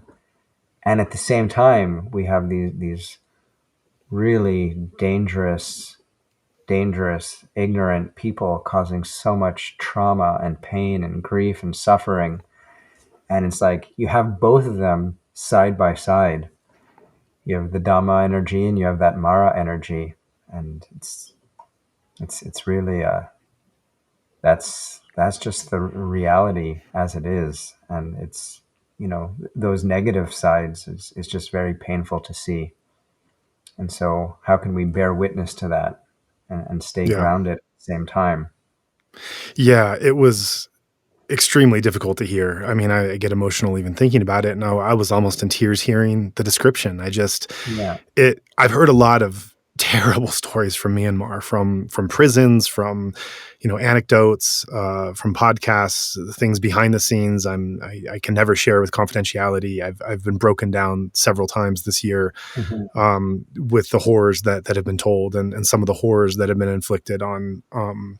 Where the horrors come into line with Dhamma. Another story that comes to mind is a nunnery with a number of young nuns in the Sagaing Hills, children that were nuns, with that for some reason, on some tip, the military, or actually they weren't even dressed in fatigues, young men in weapons climbed the walls and stormed through the nunnery at midnight. And when the abbess came out to ask what they were doing, they simply beat her with the butt of the gun in front of the children, and beat her until she couldn't get up. And I saw pictures of those robes. I saw videos, audio and video of the beating taking place, and of the people screaming out, and the way the nuns were, the young nuns were so traumatized. And yeah, that was another thing that just completely broke me, hearing about such defenseless, um, kind people that were being beaten to that extent. And I get choked up just thinking about that one. And just realizing that there is no other explanation of this than fascism. I mean, this is just an example of fascist ideology that does not make sense in the humane way we look at the world.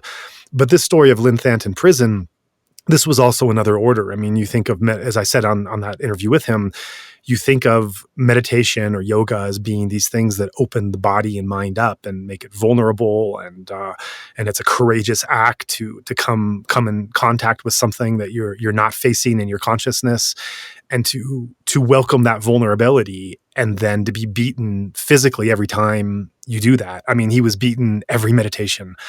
Every morning he would wake up at 4 a.m. He would prostrate and do recitation, the suttas and then he would meditate, and then they would see him and they would drag him out and they would beat him, and this happened day after day, and Wow. the particular, I didn't even know what to ask him. I had the horror of that contrast. It was like, Yeah. you'd like to think that if you're in a cell so small you can't even stand up, that meditation is truly the one thing they can't take away from you. You'd like to Yeah. think that's the thing you're left with, that's your refuge. And they didn't take it away from him, but I don't know how he held on. There's not many stories I hear that I think, well, I would have been done. Not that I'm a courageous person where it's like Yeah. I could have Yeah. done that or I Yeah. could have done that. But when I heard this one, I was like, I would have been done. 8 years on death row, not seeing the sun or the moon, not having personal interaction, not being given edible food, and then being Yeah. beaten for meditation. I would have given up hope. I'm sorry. I would have said, I carried this on as long as I could. I'm done.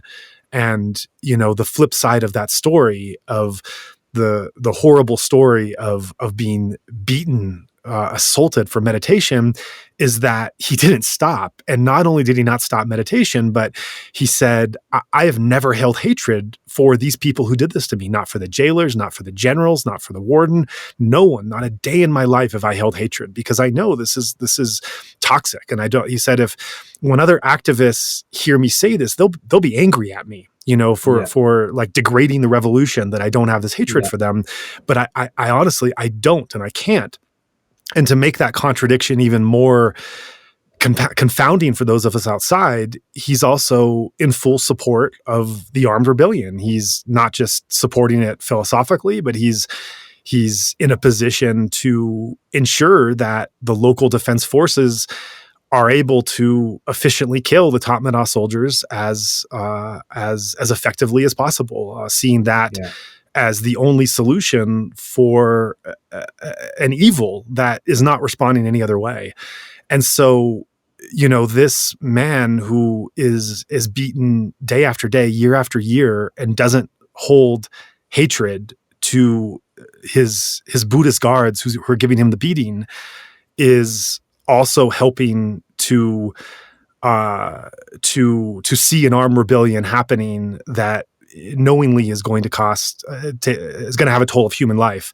And so these are, I think bearing witness is the right word for this, because our lives are so privileged and so removed from having to make any of these decisions, that to sermonize or to remind of orthodox scriptural teachings from our place is just it's not something I can do.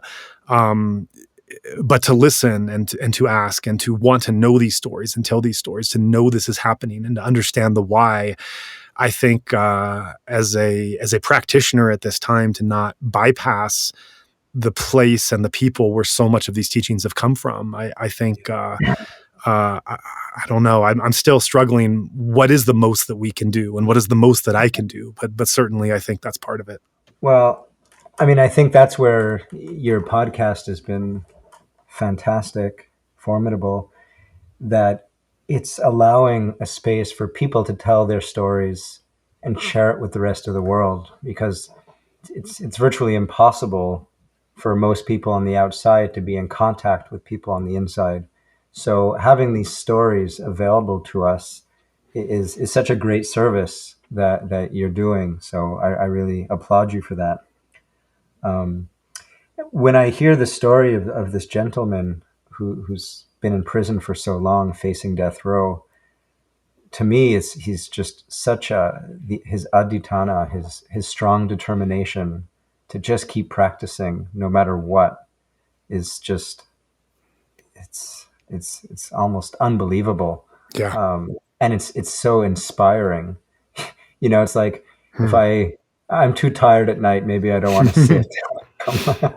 Hmm. It's so, like, for now on, I'm just going to think of him every every day when I Right. meditate. Like, if he can meditate, man, I can meditate. Hmm.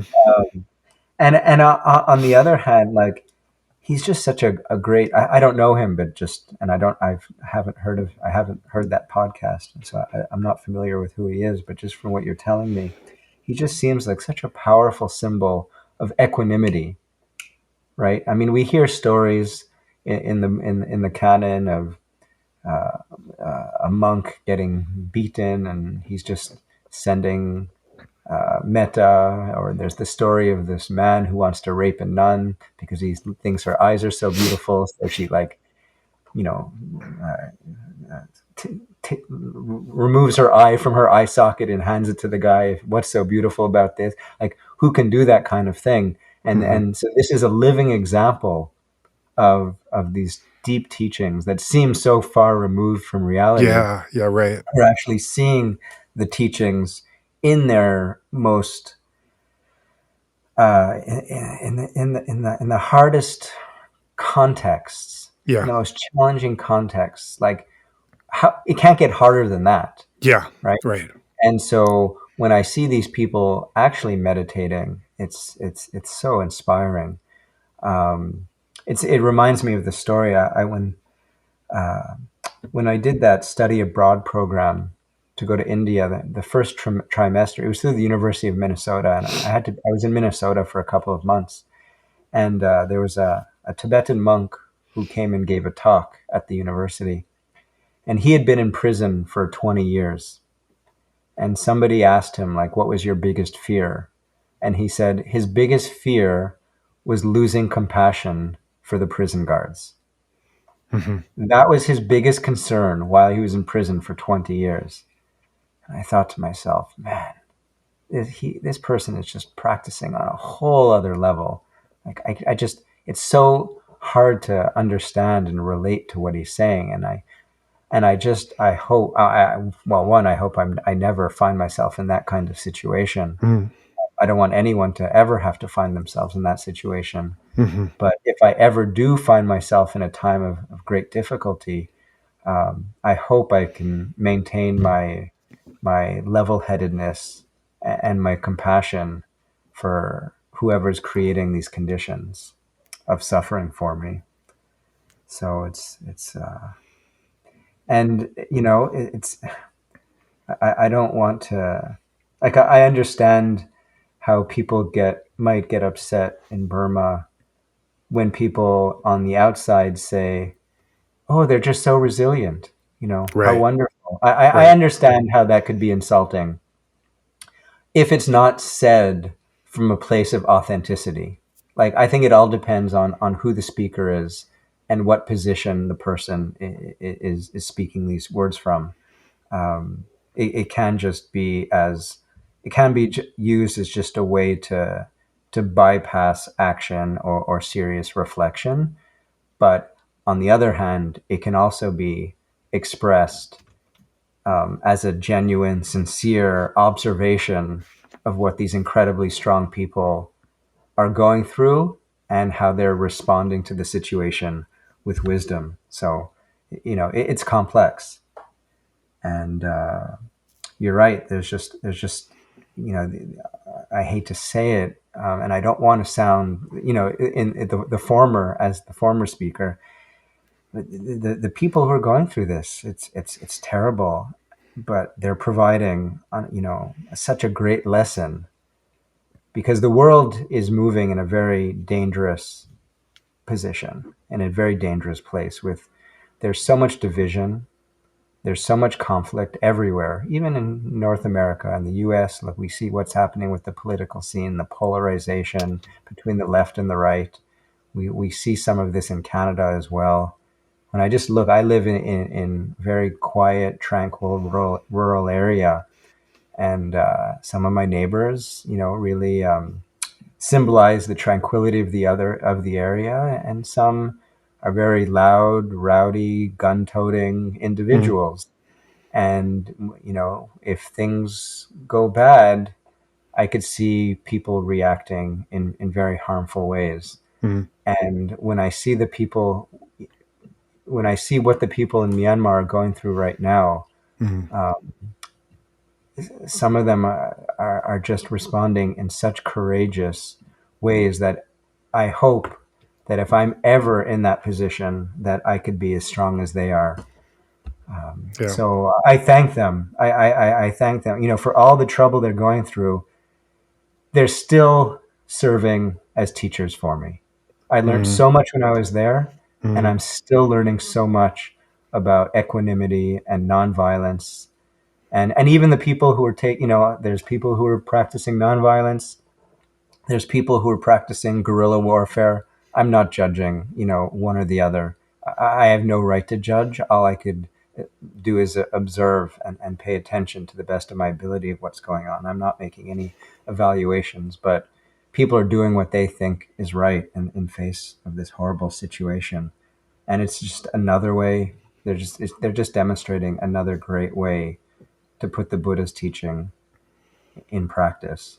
yeah, well said. And I think that's probably a good place to end. Those are some powerful thoughts, and good to touch upon the current situation, and our thoughts and awareness of and support of what that is.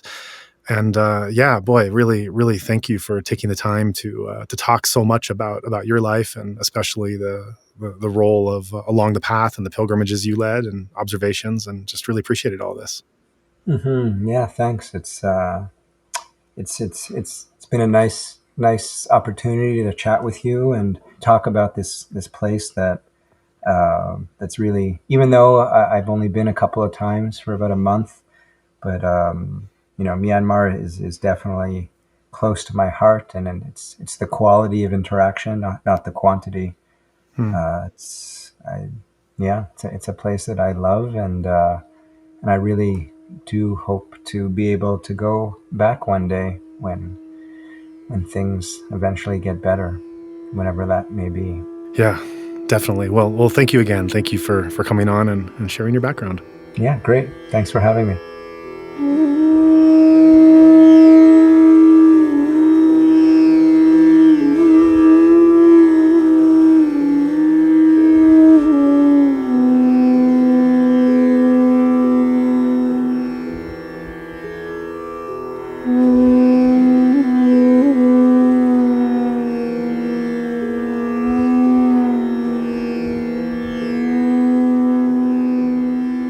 I'll be honest, not only is asking for donations my least favorite thing in the world to do, I find it pretty uncomfortable as well. Yet, it is an unavoidable but necessary task in order to ensure that our platform can continue to bring you stories from post-coup Myanmar. And unfortunately, the truth of the matter is that there is a basic minimum cost to keep our engine humming. So please allow me to take a moment for that least favorite and uncomfortable thing to do, and ask sincerely for your generosity in supporting our mission. If you found value in today's show and think others might as well, we ask that you take a moment to consider supporting our work. Thank you for taking the time to hear our spiel. And with that, it's off to work on the next episode. If you would like to join in our mission to support those in Myanmar who are being impacted by the military coup, we welcome your contribution in any form, currency, or transfer method. Your donation will go on to support a wide range of humanitarian and media missions, aiding those local communities who need it most.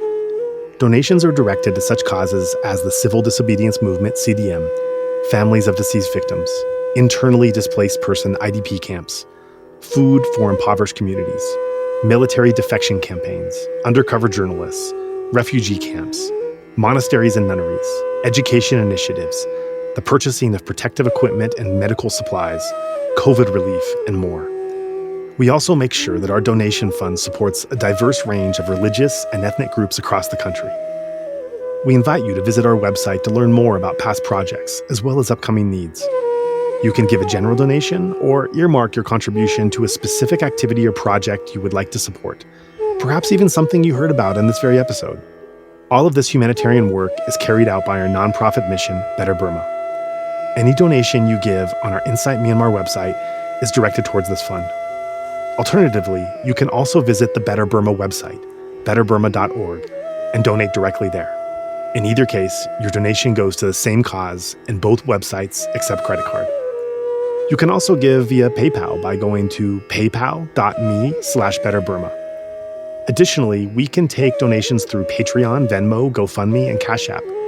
Simply search Better Burma on each platform and you'll find our account. You can also visit either website for specific links to these respective accounts or email us at info@betterburma.org.